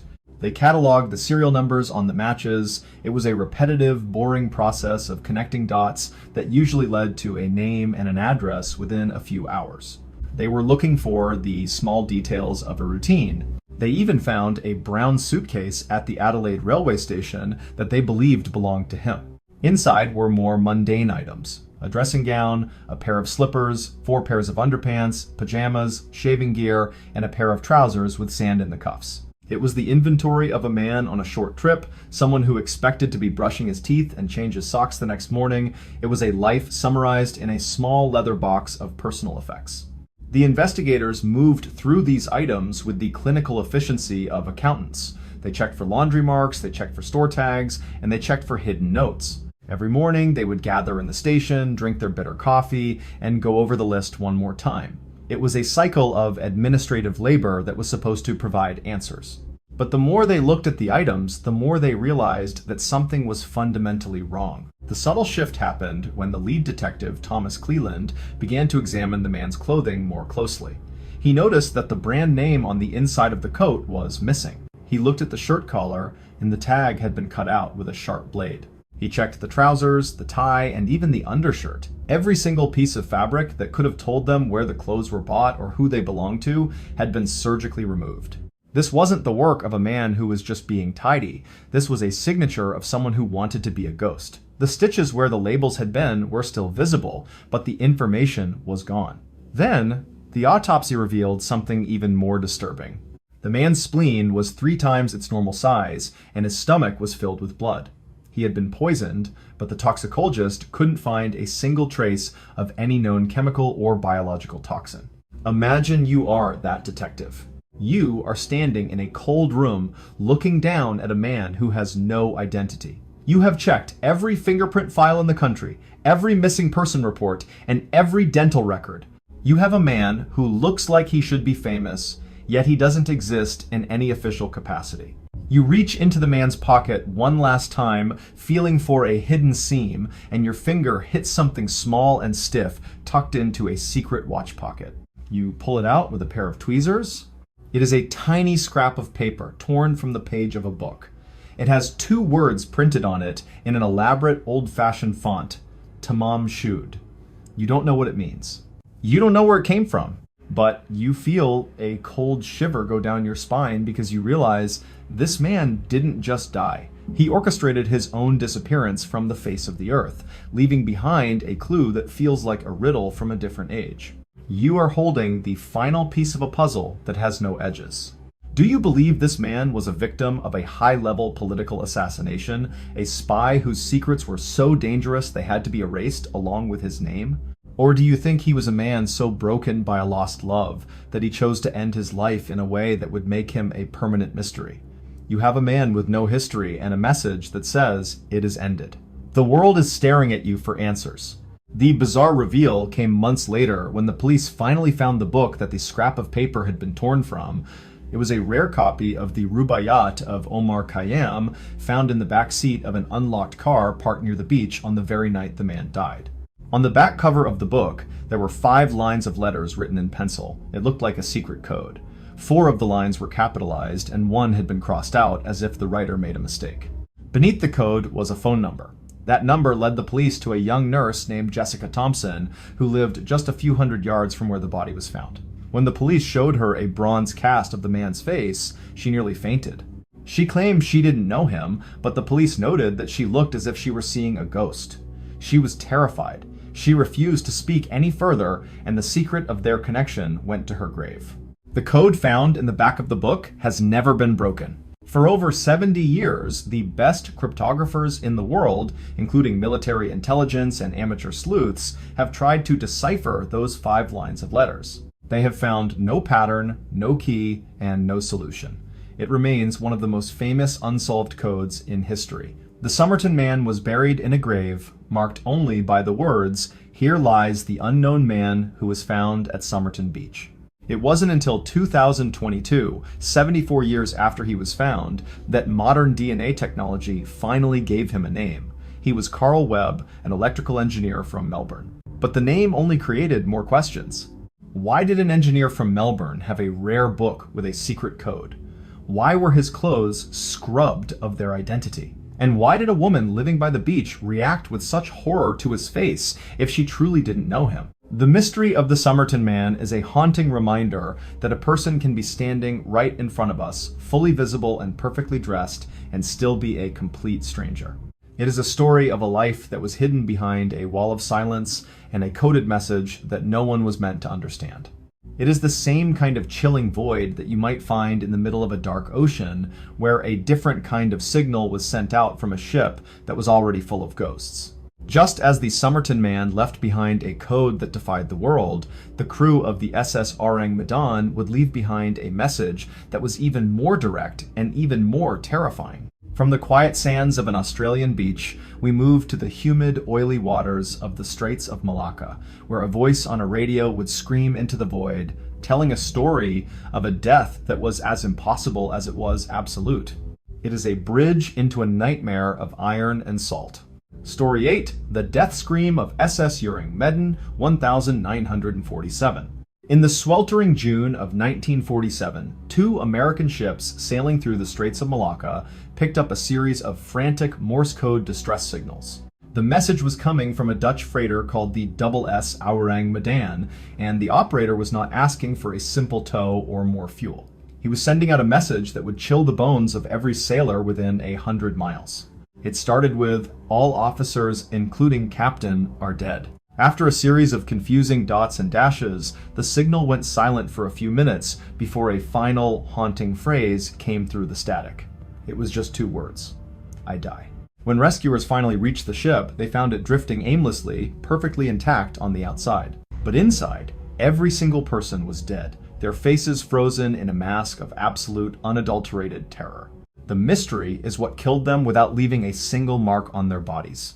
The air in the Straits of Malacca does not feel like air. It feels like a wet, heavy shroud. It is a thick mixture of stagnant salt water, diesel exhaust, and the rotting smell of the jungle drifting off the coast of Sumatra. The heat is 95 degrees with 100% humidity, a weight that makes every movement feel like you are walking through thick syrup. The ocean is as flat as a sheet of glass, a dark mirror reflecting the relentless yellow sun. Beneath the surface of that mirror, the water is a deep, murky green that holds no light. The sound of the straits is a low, constant drone of distant engines and the rhythmic, liquid slap of the hull against the swells. It is a monotonous, hypnotic sound that can drive a man to the edge of his sanity during a long watch. There is no breeze here, only the stagnant feeling of a tropical oven, where the oxygen feels thin, used up, and heavy with the scent of old grease. The SS Orang Medan was a heavy, industrial freighter, a steel beast designed for the grueling work of international trade. She was manned by a crew of experienced Dutch and Indonesian sailors who knew the rhythms of the sea like the back of their own hands. These were men who did not scare easily, men who had survived the worst storms of the Pacific and the roughest ports of Asia. They were exactly the kind of professionals you wanted on a long haul. Every morning on a freighter in 1947 was a cycle of mechanical noise and repetitive labor. The crew would wake up to the sharp, metallic ring of the ship's bell, a sound that cut through the humid air like a knife. They would gather in the galley for a quick meal of salted fish and bitter coffee, the steam rising in the cramped room. It was a life of small, predictable comforts and hard physical work, a machine of human effort in a world of iron. The engine crew would descend into the bowels of the ship, where the temperature hit 120 degrees. The sound was a constant, bone-shaking thrum of the pistons, a rhythmic clatter that you could feel in your very teeth. They would oil the gears, check the steam valves, and wipe the sweat from their eyes with grease-stained rags. It was a boring, essential routine that kept the ship moving across the empty miles of the dark, silent ocean. On the upper deck, the sailors would spend hours scrubbing the wood with salt water and sand. They would check the lines, making sure every knot was secure against the weight of the cargo. The smell of wood polish and hemp rope was the soundtrack of their day. They would share stories of home, their voices low and steady against the backdrop of the ocean. It was a mundane existence, a long stretch of blue horizon and white clouds where nothing ever happened. They moved like a single organism, a chain of human willpower dragging itself across the face of the sea. The captain would spend his hours on the bridge, his hands on the brass rail, staring out at the water with a steady gaze. He was a man of few words, a leader who lived by the compass and the logbook. Every 2 hours, a sailor would record the speed and the coordinates in the ledger with neat, cramped handwriting. It was a perfect, orderly world of duty. The first sign that something was shifting was the radio. On the Silver Star, a nearby American vessel, the operator heard a faint clicking in his headset. It was erratic, like someone was hitting the key with a trembling, uncertain hand. The message was garbled at first, a series of nonsensical letters. But as the signal grew stronger, the words began to form. All officers, including captain, are dead, lying in the chart room and bridge. Possibly whole crew dead. The Silver Star operator sat frozen, his fingers tightening on his pencil. He signaled back, asking for the ship's location and the nature of the emergency. There was a long, pressurized silence. Then, the clicking started again. It was faster this time, more desperate. It didn't provide a location, it only repeated the same horrific news. The operator could hear the panic in the rhythm of the Morse code. It was the sound of a man who was watching his world collapse. Then came the final message. It wasn't in code. It was a series of dots and dashes that translated to a single, devastating phrase. I die. Then, the signal went dead. The silence that followed was heavier than the static. The crew of the Silver Star didn't hesitate. They adjusted their course, pushed their engines to the limit, and headed toward the last known coordinates of the Orang Medan. They expected to find a ship in distress, perhaps a fire or a pirate attack. You are a member of the boarding party from the Silver Star. You pull your small boat alongside the towering steel hull of the Orang Medan. You look up and see the ship is in perfect condition. There is no smoke, no holes in the side, and no blood on the rail. But there is also no one to greet you. No one throws you a line. No one shouts a greeting. You climb the ladder, your boots hitting the hot metal deck with a sharp, lonely clang that echoes in the air. The silence on the deck is absolute. There is no hum of the engines. No sound of the ventilation fans, only the rhythmic, haunting creak of the ship as it rolls in the gentle swells. You walk toward the bridge, your hand on your holster, your heart slamming against your ribs. You see a man lying on his back near the hatch. You think he's passed out from the heat. You go to help him, but as you get closer, you see his eyes. They are wide open, staring at the sun. His teeth are bared in a grimace of such intense pain that it doesn't look human. His hands are frozen in front of his face, as if he were trying to push away something he couldn't see. There is no blood, no gunshot wounds, no bruises, just that terrifying, frozen look of a man who died in a state of total paralyzed horror. You look around and realize the deck is covered in bodies. Every single one of them is in the same position, staring up at the empty sky. You enter the wheelhouse. The captain is there, slumped over his desk. His face is a mask of pure terror, his fingers still clutching the brass rail. You find the radio operator still at his post, his hand resting on the transmitter. He looks like he was screaming when he died, his mouth a black hole of silence. Even the ship's dog, a small terrier, is dead on the deck, its body stiffened in a defensive pose against an invisible enemy that left no trace behind. Look at the faces of these men. They were not killed by a bullet or a blade. They were killed by something so terrifying that their hearts simply stopped in their chests. What can kill an entire crew at the same time without leaving a single mark on the ship? Is it a pocket of poisonous gas rising from the hold? Is it a mass hallucination? Or did they see something come over the rail that our minds are not designed to process? The world offers no answers. You are standing in the middle of a floating morgue. You hear a low rumble from the depths of the ship. A thick, acrid smoke begins to pour out of the number 4 cargo hold. You realize the ship is about to blow. You scramble back to your boat, your feet flying across the deck of the dead. You pull away as fast as you can, the oars hitting the water in a desperate rhythm. Seconds later, a massive explosion rips through the Orang Medan, lifting it out of the sea. The ship and all its secrets sank to the bottom of the Straits of Malacca in less than 5 minutes. There was no wreckage to examine, no bodies to autopsy, and no cargo to identify. The official reports were buried or ignored, and the shipping company denied the vessel ever existed. Some people believe the ship was carrying illegal nerve gas or potassium cyanide that leaked into the ventilation system, but that doesn't explain the look on the men's faces.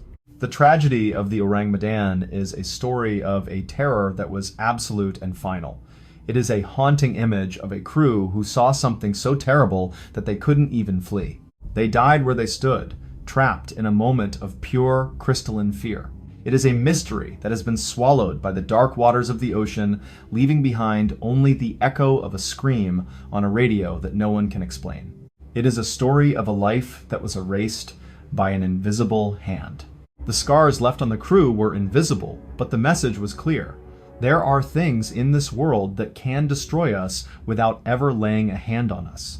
It is the same kind of bone-chilling, curated brutality that investigators would find on a quiet street in Los Angeles just a few months later. There, the body of a young woman named Elizabeth Short would be discovered in a vacant lot, her life taken in a way that defied every rule of humanity and logic. From the oily waters of a tropical sea, we move to the manicured lawns of a growing city, where a different kind of monster was waiting in the shadows. Just as the Orang Medan was a perfect vessel for a mystery that could never be solved, the woman known as the Black Dahlia would become a symbol of a darkness that lives right in the heart of our own civilization. It is a bridge into a world where the smile on a face is the most terrifying thing of all. Story 9. The Black Dahlia, Elizabeth Short, 1947. In the winter of 1947, a 22-year-old woman named Elizabeth Short walked through the bustling streets of Los Angeles with a single burning desire. She wanted to be a star. She was a beautiful, charismatic, aspiring actress who had left her home in Massachusetts to chase the bright lights of Hollywood. She was exactly where she wanted to be, spending her evenings at the glamorous Biltmore Hotel, waiting for the one meeting that would change her life forever. But instead of seeing her name on a theater marquee, Elizabeth would be found in a vacant lot in a residential neighborhood, her body meticulously displayed like a grotesque piece of performance art. The mystery is not just who killed her, but why someone would go to such impossible clinical lengths to turn a human being into a literal nightmare. Tonight, I am going to tell you 13 stories about people who encountered the strange, the dark, and the mysterious. But before we get into our next case, if you could please do me a huge favor. If you enjoy these stories, please offer to take the like button to a fancy Hollywood premiere, buy it a bucket of popcorn and a soda, but then the second the cameras flash, I want you to split the like button exactly in half and leave it in a vacant lot. Also, if you wouldn't mind, please subscribe to the channel and leave a comment letting us know where in the world you are listening from today. The air in Los Angeles on the morning of January 15th, 1947, did not smell like the ocean or the blooming jasmine that the city was famous for. It smelled like damp, disturbed earth and the metallic tang of freezing dew. It was a sharp, biting scent that clung to the weeds in the empty lots of the Leimert Park neighborhood. The ground was cold and hard, a gray expanse of dirt and trash that seemed to suck the warmth right out of your shoes. There was a heavy, pressurized silence in the air before the city truly woke up. The only sound was the occasional distant hum of a car engine or the rhythmic scraping of a dry palm frond against a telephone pole. It was a hollow, lonely noise that made the vacant spaces between the houses feel much larger than they actually were. The mist was thick and low, a white shroud that hid the ground until you were standing right on top of it, feeling the dampness in your lungs. Elizabeth Short was a young woman who was full of a very specific kind of American hope. At 22 years old, she was striking, with porcelain skin, jet black hair, and light blue eyes that seemed to constantly search the horizon for opportunity. She was known for wearing black clothing and pinning a white dahlia in her hair, a style that earned her the nickname the Black Dahlia among her friends. She wasn't just a drifter, she was a dreamer with a very real history. She grew up in Massachusetts, one of 5 sisters, and moved to California to find her father and a better life. She was the kind of person who could make friends in a crowded room in seconds. She worked as a waitress and occasionally found bit parts in movies, always believing that her big break was just one audition away. She was grounded in the reality of the post-war era, a young woman navigating a city that promised everything but often delivered very little. Every morning for Elizabeth began with the same repetitive, hopeful cycle. She would wake up in whatever apartment or hotel room she was sharing, the air thick with the smell of cheap hairspray and cigarette smoke. She would spend an hour in front of the mirror carefully applying her makeup and styling her hair until every strand was perfect. She knew that in Hollywood, your appearance was your currency, and she guarded her image with a fierce daily discipline. She would walk to the Biltmore Hotel, the heels of her shoes clicking against the pavement in a steady, rhythmic pattern. Once inside the lobby, she would sit in the plush velvet chairs, her eyes scanning the room for producers or agents.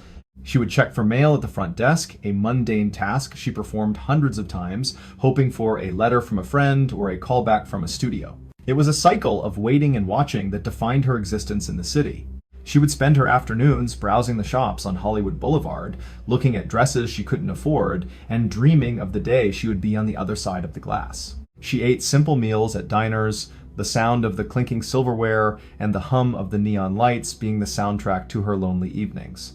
It was a predictable, exhausting routine of being a small fish in a massive, uncaring pond, a mundane stretch of life that felt permanent. The subtle shift happened on January 9th, 1947. Elizabeth was seen being dropped off at the Biltmore Hotel by a man she'd been traveling with. She walked into the lobby, and then she simply walked out the other side. For the next 6 days, she vanished. No one saw her at the diners she frequented. No one saw her at the hotel. The city of Los Angeles, with its millions of people and its bright lights, seemed to have swallowed her whole. The air felt different during those missing days. It was as if a piece of the city's puzzle had been removed, leaving an uncomfortable gap that no one noticed until it was too late. There were no phone calls to her mother, no postcards to her sisters. The rhythmic clicking of her heels on the pavement had stopped, replaced by an unnatural silence that stretched across the city. The girl with the white dahlia was gone, and something dark was moving in her place. You are Betty Bersener. You are walking down South Norton Avenue on a chilly morning, pushing your 3-year-old daughter in a stroller. You are headed to a shoe repair shop, moving at a slow, steady pace as you navigate the cracked sidewalk. You look over at a vacant lot and see something white lying in the grass. At first, you think it's a broken store mannequin, one of those plastic figures that someone has discarded because it was no longer useful. Your heart isn't racing yet. You are just curious. You stop the stroller and take a few steps toward the object. The smell of the damp earth is strong. As you get closer, your brain tries to make sense of what you are seeing. The mannequin is in 2 pieces, severed perfectly at the waist. But then, you notice the hair. It's too dark, too real. You see the skin, which is a pale, bloodless white. You realize this isn't plastic. This is a person, a human being. Your throat tightens. Your hands start to shake so violently you can barely grip the handle of the stroller. You realize that the mannequin's face is looking right at you, and it's smiling. But it's not a real smile.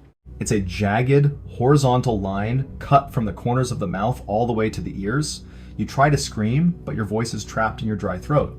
You grab your daughter and run as fast as you can, the wheels of the stroller rattling against the concrete. Look at that vacant lot. Why would anyone do this? Elizabeth Short had been tortured for days before her death. Her body had been surgically bisected with the precision of a trained medical professional. Every drop of blood had been drained from her veins, and the body had been washed clean before it was placed in the field.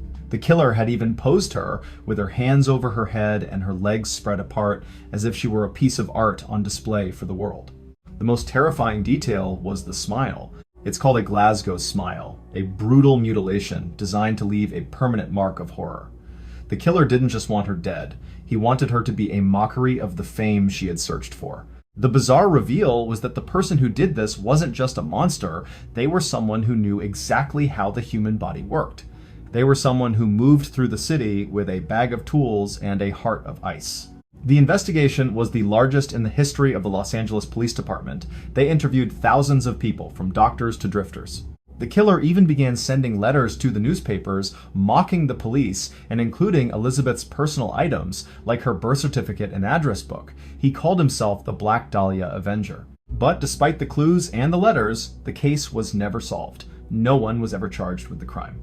The site where Elizabeth was found is now a quiet residential street, but the ghost of the Black Dahlia still haunts the history of Los Angeles. She became a legend, the ultimate symbol of the dark side of the Hollywood dream.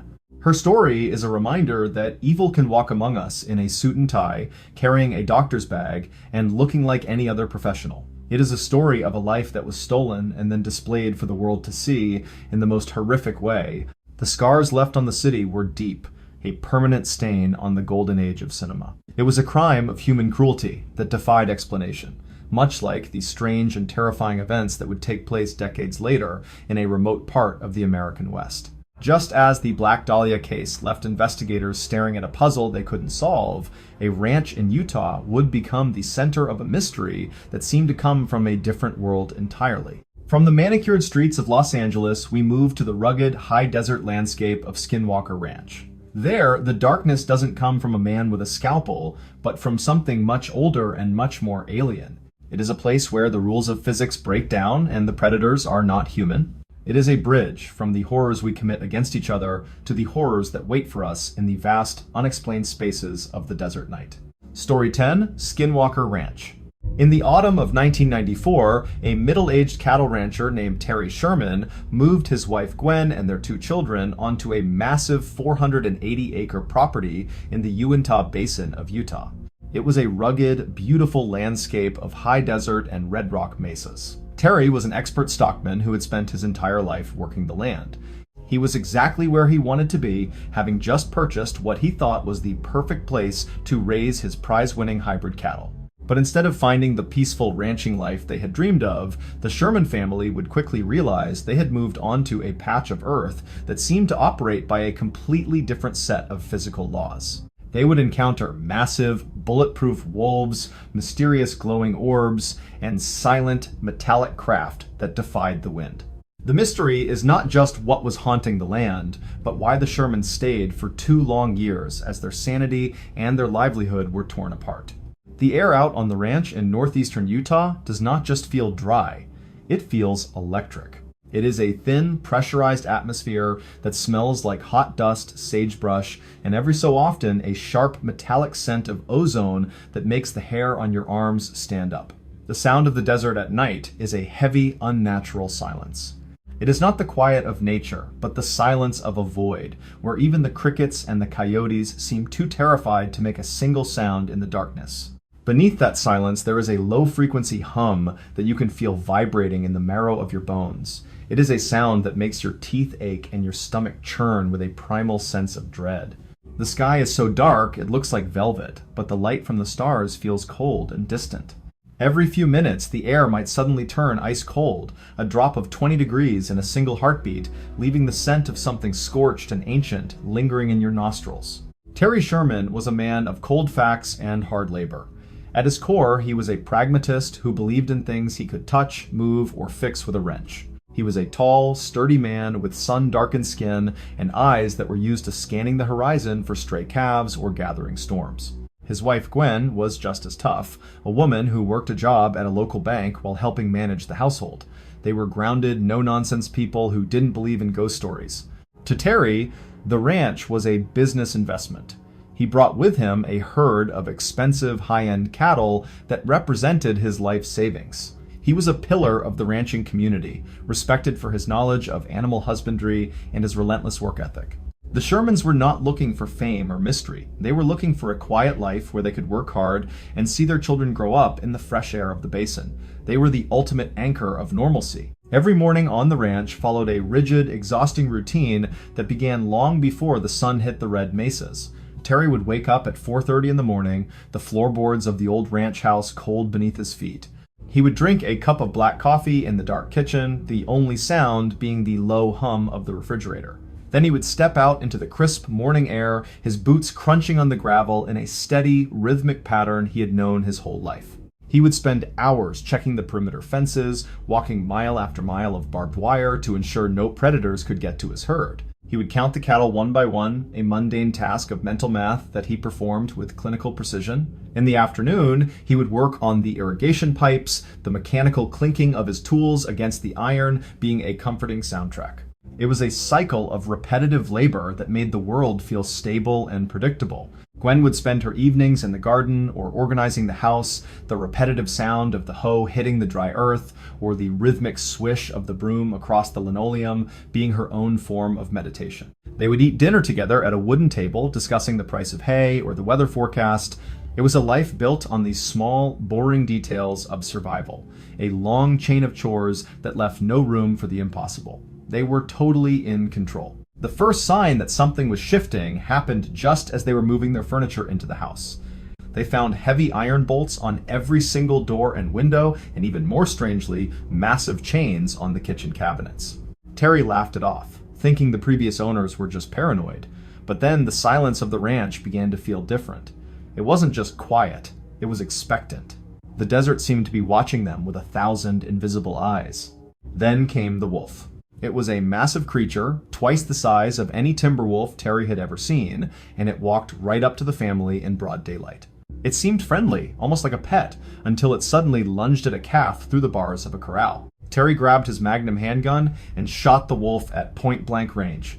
The bullet hit the animal square in the ribs, but the wolf didn't even flinch. It didn't bleed. It just turned and walked calmly away.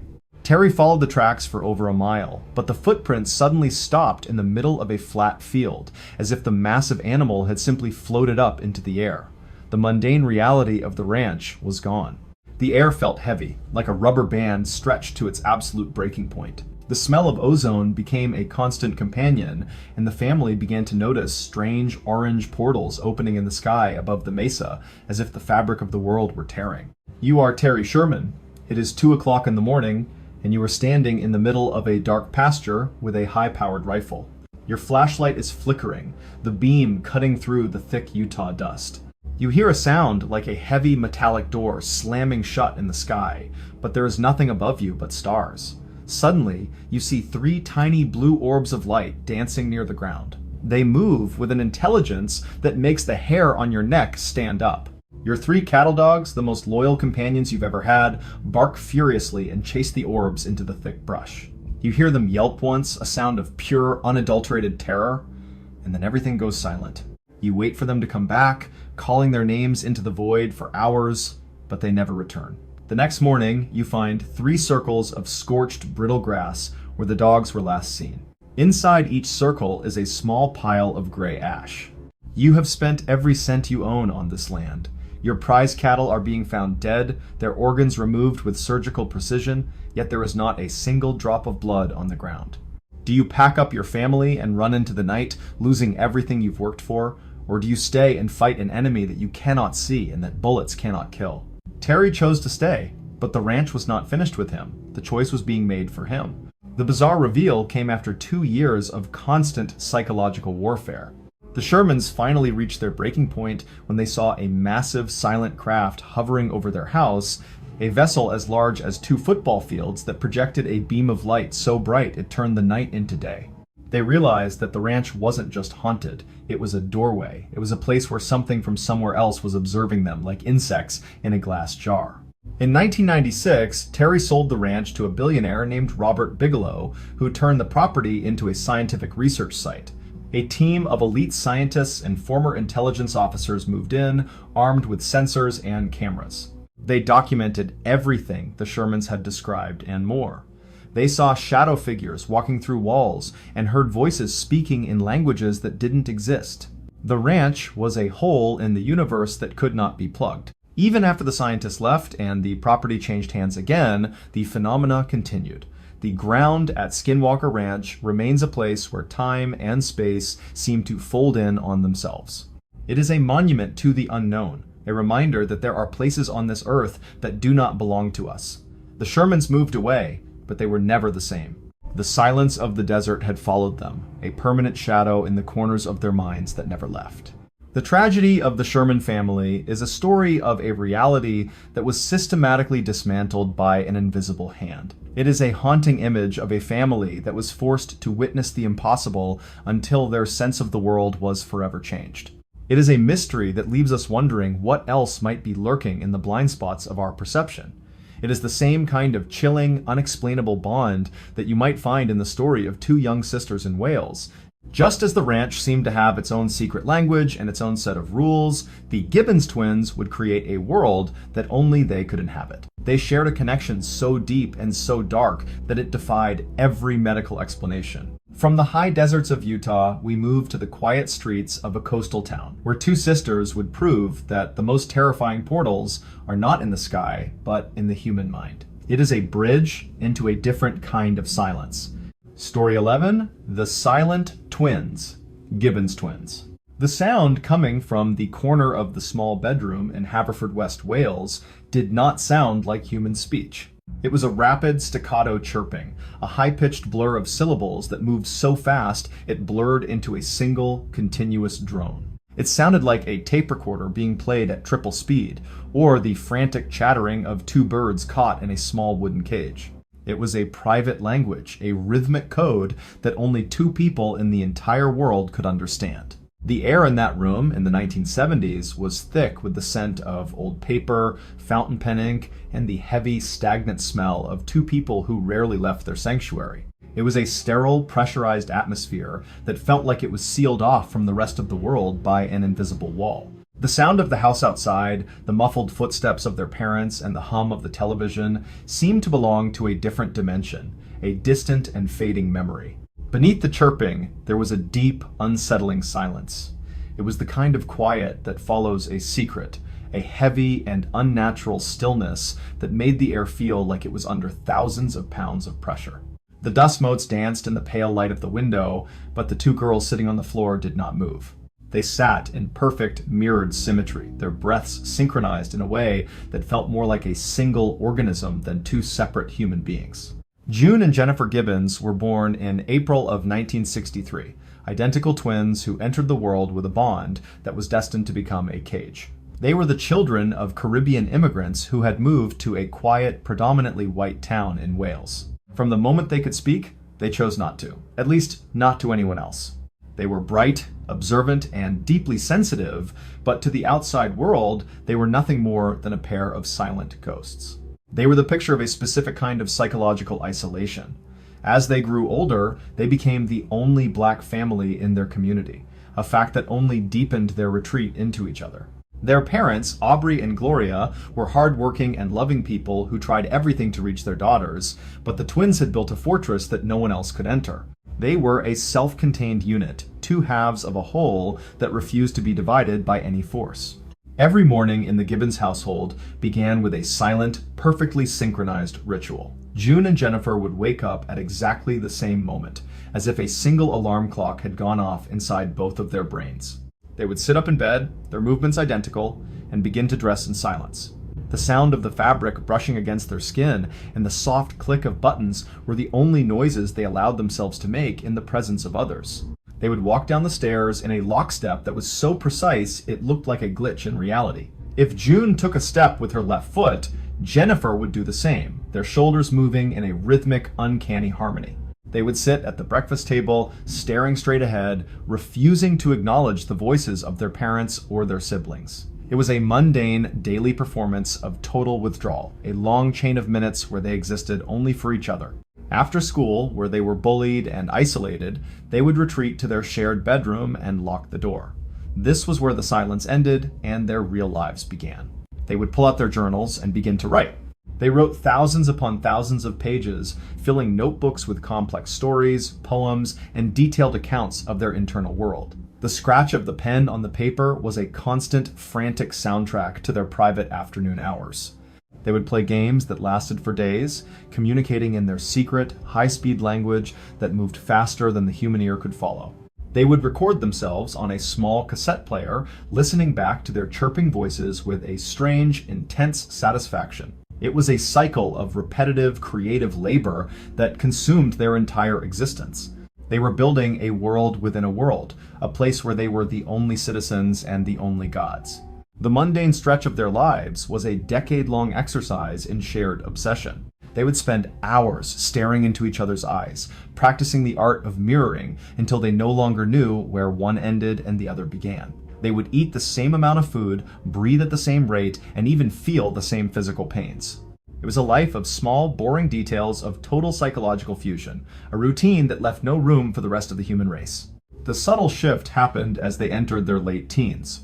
The bond that had once been their sanctuary began to turn into a source of absolute terror. In their journals, they began to write about the hatred they felt for each other. They described themselves as two enemies locked in a death grip. June wrote that Jennifer was a dark shadow that followed her everywhere, while Jennifer wrote that June was a demon who was stealing her soul and her very breath. The air in their room changed. It was no longer a place of creativity, it was a battleground of wills. They began to engage in silent, violent struggles, pinching and scratching each other without making a sound. The mirroring behavior, once a sign of love, became a method of torture. If one sister tried to move, the other would block her, their bodies twisting in a silent, agonizing dance. The pressure was building toward an explosion that they both knew was coming. You are June Gibbons. You are sitting in a sterile room in Broadmoor Hospital, a high-security psychiatric facility. You have been here for years, ever since you and your sister went on a spree of petty crimes and arson as a desperate attempt to break free from your silence. You are surrounded by some of the most dangerous people in England, but the only person you are truly afraid of is the girl sitting exactly 3 feet away from you, your identical twin sister. You can feel her breathing in your own chest. You want to speak to the doctors, you want to tell them that you are sorry and that you want to go home, but your jaw is locked. Jennifer is holding it shut with her mind. You look at her, and you see the same terror in her eyes that you feel in your own. You realize that as long as she is alive, you will never be a real person. You are just a reflection. You are a ghost inhabiting a body that doesn't belong to you. Do you continue this silent war until both of you are old and gray, rotting away in a hospital ward? Or do you make a deal with the only person who can release you? One afternoon, while sitting in the hospital garden, Jennifer looks at you and says the first words she has spoken to you in English in years. She tells you that she has decided to die. She says that for one of you to live a normal life, the other one has to go. She says it is the only way out for both. You don't try to talk her out of it. You don't scream for help, because in the dark, twisted logic of your shared world, you know she is right. You feel a sudden, cold sense of relief washing over you. You agree to the sacrifice.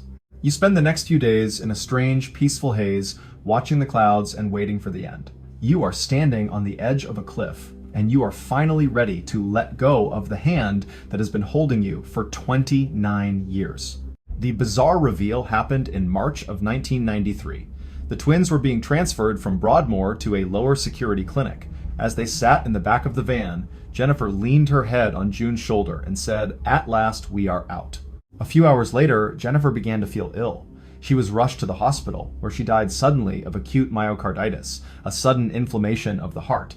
There was no poison in her system, no signs of foul play. Her heart had simply stopped beating, as if she had willed it to fail. The doctors had no medical explanation for how a healthy 29-year-old woman could die so suddenly without any underlying disease. But June knew. She walked out of the hospital, and for the first time in her life, she spoke to the doctors and the nurses in a clear, normal voice. She told them that Jennifer was gone, and that she was finally free. The sacrifice had been completed. June Gibbons went on to live a quiet life in her hometown. She began to speak to her parents, she went to the store, and she even wrote a book about her experiences. But she always spoke of Jennifer as if a part of her own body had been surgically removed. The silence that had defined her life for 3 decades was gone, but it was replaced by a different kind of void. She was a single person now, but she was a person who was haunted by the ghost of a sister. The tragedy of the Silent Twins is a story of a connection so powerful it became a death sentence. It is a haunting image of 2 souls who were so intertwined they couldn't exist in the same reality at the same time. It is a mystery that leaves us wondering about the true nature of the human identity and the price we are willing to pay for freedom. It is the same kind of chilling disappearance that the world would witness on a much larger scale 21 years later. Just as Jennifer Gibbons vanished from the world to let her sister live, an entire Boeing 777 would vanish from the sky, leaving behind a void that no one could fill. From the quiet streets of a Welsh town, we move to the vast, empty expanse of the Indian Ocean, where a different kind of silence was about to descend on 239 people. It is a bridge from the disappearance of a person to the disappearance of a ghost. One moment, the flight was a routine journey through the night air, and the next, it was a shadow on a radar screen that simply blinked out of existence. Just as June was left to wonder about the sister she lost, the world was left to wonder about a plane that seemed to have flown right out of our reality. It is the final mystery of the air, where the only thing left behind is the haunting echo of a voice saying goodnight to a world that was about to forget them. Story 12. The Vanishing of Flight MH372,014. The air inside the cabin of a Boeing 777 at 35,000 feet does not smell like the sky. It smells like recycled plastic, sterile filtration, and the faint burnt aroma of over-roasted coffee. It is a dry, pressurized environment that makes the back of your throat feel scratchy and your skin feel tight. The sound is a constant, low-frequency white noise, a steady thrum of 2 massive engines pushing through the thin, freezing air. It is a hypnotic, heavy sound that vibrates through the floorboards and into the soles of your feet. If you press your forehead against the cold, triple-paned plastic of the window, you can feel the raw power of the aircraft shaking your very skull. On the night of March 8, 2014, the world below was a pitch-black void of the South China Sea. There were no city lights, no landmarks, only the endless dark mirror of the water and the pale glow of the moon. Beneath that steady hum, there is a subtle metallic clicking of the air vents and the occasional soft chime of the call button. It is a world of total manufactured safety. You feel completely removed from the reality that you are moving at 500 miles per hour through a temperature of minus 60 degrees Fahrenheit. The darkness outside looks like a solid wall, a velvet curtain that has been pulled across the entire universe, leaving you in a small tube of light. Captain Zaharia Ahmad Shah was the kind of pilot who lived and breathed aviation. At 53 years old, he had over 18,000 flying hours under his belt. He was a veteran, a man who was so passionate about his job that he built a high-tech flight simulator in his own home just so he could fly even when he was off duty.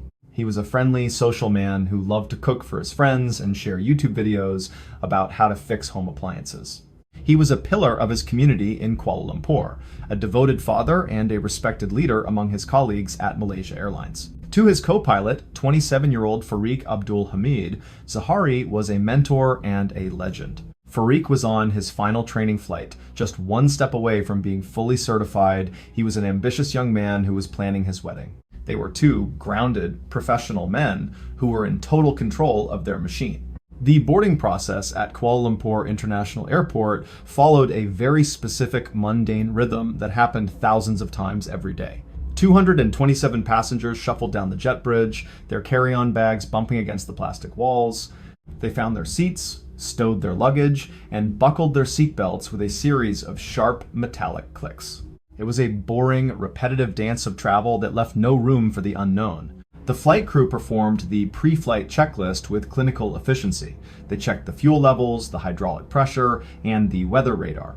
They spoke to the ground crew in a series of short, technical phrases that had been standardized over decades. Every action was a small, boring brick in the wall of safety. By 12:41 in the morning, the massive plane began its taxi, the tires rumbling over the concrete joints of the runway in a steady beat.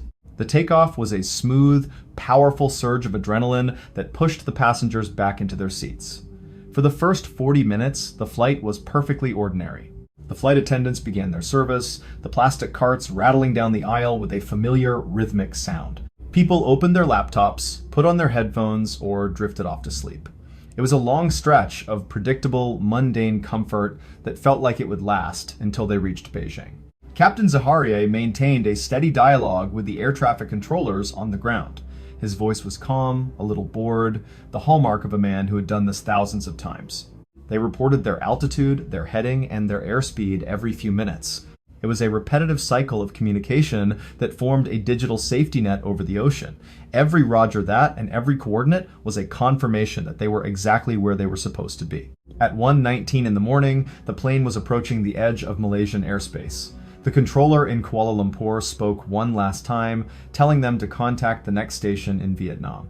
Zahari keyed the mic and said his final words to the world, "Good night, Malaysian 370. It was a standard, polite sign-off.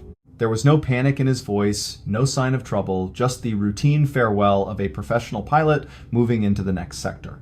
The subtle shift happened exactly 2 minutes later. Instead of checking in with the Vietnamese controllers, the plane's transponder was suddenly turned off. On the radar screens on the ground, the icon for Flight 370 didn't just move, it blinked out of existence. The digital signature that told the world the plane's altitude and identity was gone. The air traffic controllers stared at their screens, expecting a glitch to resolve itself in a heartbeat. But the silence stretched on.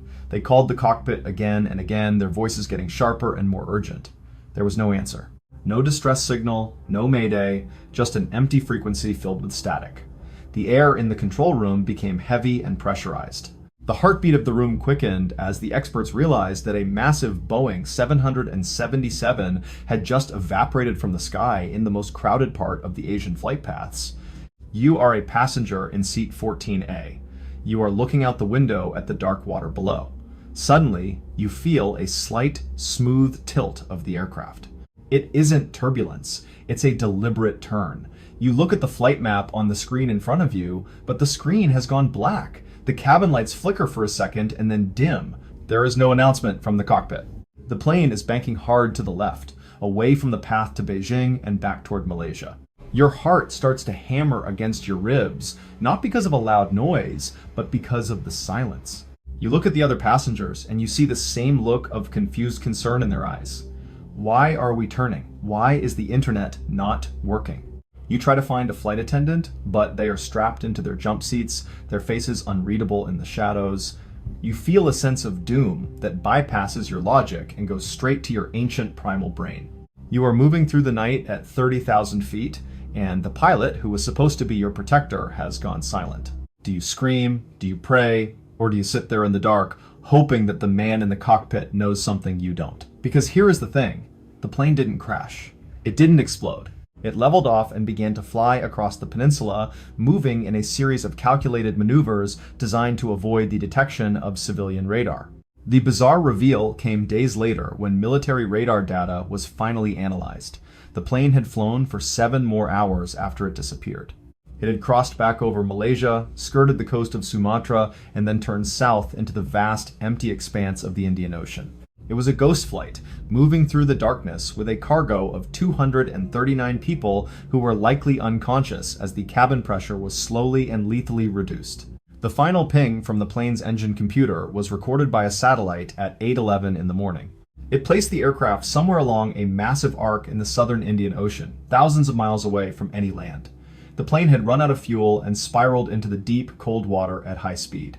The search that followed was the largest and most expensive in human history, covering millions of square miles of the most remote ocean on the planet. For years, the world searched for a trace of the aircraft. They found nothing but empty blue water. It wasn't until a year later that a piece of a wing, a flaperon, washed up on a beach on Reunion Island, thousands of miles from the suspected crash site. Other small fragments followed, barnacle-encrusted pieces of plastic and metal that proved the plane had indeed met a violent end. But the main wreckage and the black boxes remained hidden in the deep, silent trenches. The tragedy of MH370 is a story of a disappearance that was as deliberate as it was absolute. It is a haunting image of a plane that flew for hours into a void, carrying a secret that may never be told. It is a mystery that has left hundreds of families in a permanent state of grief, a hole in the sky that can never be patched. It is a reminder that even in our modern connected world, a giant machine can still be swallowed by the shadows if someone knows where to hide. The scars left on the families were not just from the loss, but from the lack of answers. It was a tragedy that felt like it was preceded by a heavy, invisible weight, a sense of impending disaster that many people claim to have felt in the days leading up to the flight. It is the same kind of bone-chilling premonition that a small town in West Virginia would experience in the late 1960s, as a strange, winged figure began to appear in the dark corners of their world. Just as the world watched the radar screens for a plane that would never return, the people of Point Pleasant would watch the skies for a creature that seemed to be a harbinger of a coming catastrophe. From the vast expanse of the Indian Ocean, we moved to the quiet woods of the Ohio River Valley, where a different kind of shadow was waiting to take flight.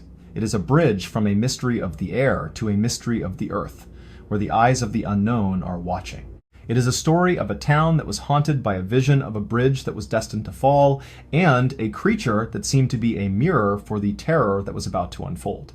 Just as MH370 left behind only an echo of a good night, the Mothman would leave behind a legacy of fear and a question that still lingers in the mountain air. It is the final bridge into the dark, where the things we see in the shadows are often the only warnings we ever get before the world breaks. Story 13, The Mothman of Point, Pleasant 1966. In the cold November of 1966, 2 young couples were driving through a deserted World War II explosives manufacturing site in Point Pleasant, West Virginia. They were just looking for a quiet place to hang out, typical teenagers in a small, sleepy town where nothing ever happened. They were exactly where they wanted to be, enjoying a late-night cruise in a sleek black Chevy. But instead of a peaceful drive, they would encounter a 7-foot-tall man with massive wings and glowing red eyes that would chase their car at speeds of over 100 miles per hour. The mystery is not just what this creature was, but why its appearance preceded the greatest tragedy in the history of the town. The air in Point Pleasant in late autumn did not smell like wood smoke or dry leaves. It smelled like stagnant water and ancient, rotting chemicals.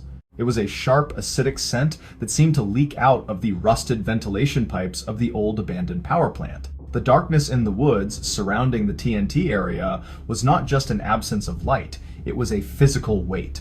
It was the kind of thick, pressurized gloom that made you feel like the atmosphere was pressing against your skin with thousands of pounds of invisible force. Every breath you took felt heavy, like you were inhaling iron and sulfur. The sound of the night was a low, rhythmic thrumming that didn't come from any engine. It was the sound of something massive moving through the brush, a dry, papery rustle that made your teeth ache. When the wind died down, the silence was even worse. It was a sterile, unnatural quiet that made the sound of your own heartbeat feel like a hammer hitting an anvil. The mist was low and gray, clinging to the wheels of the car like a wet, dirty shroud. Roger and Linda Scarberry were the picture of 1960s small-town youth. Roger was a sturdy, hard-working young man who took pride in his car and his reputation for being honest and straightforward. He wasn't the type to go looking for trouble, and he certainly wasn't the type to make up tall tales. His wife Linda was bright and social, a woman who loved her community and felt completely safe in the familiar streets of Point Pleasant. With them were their friends, Steve and Mary Millette.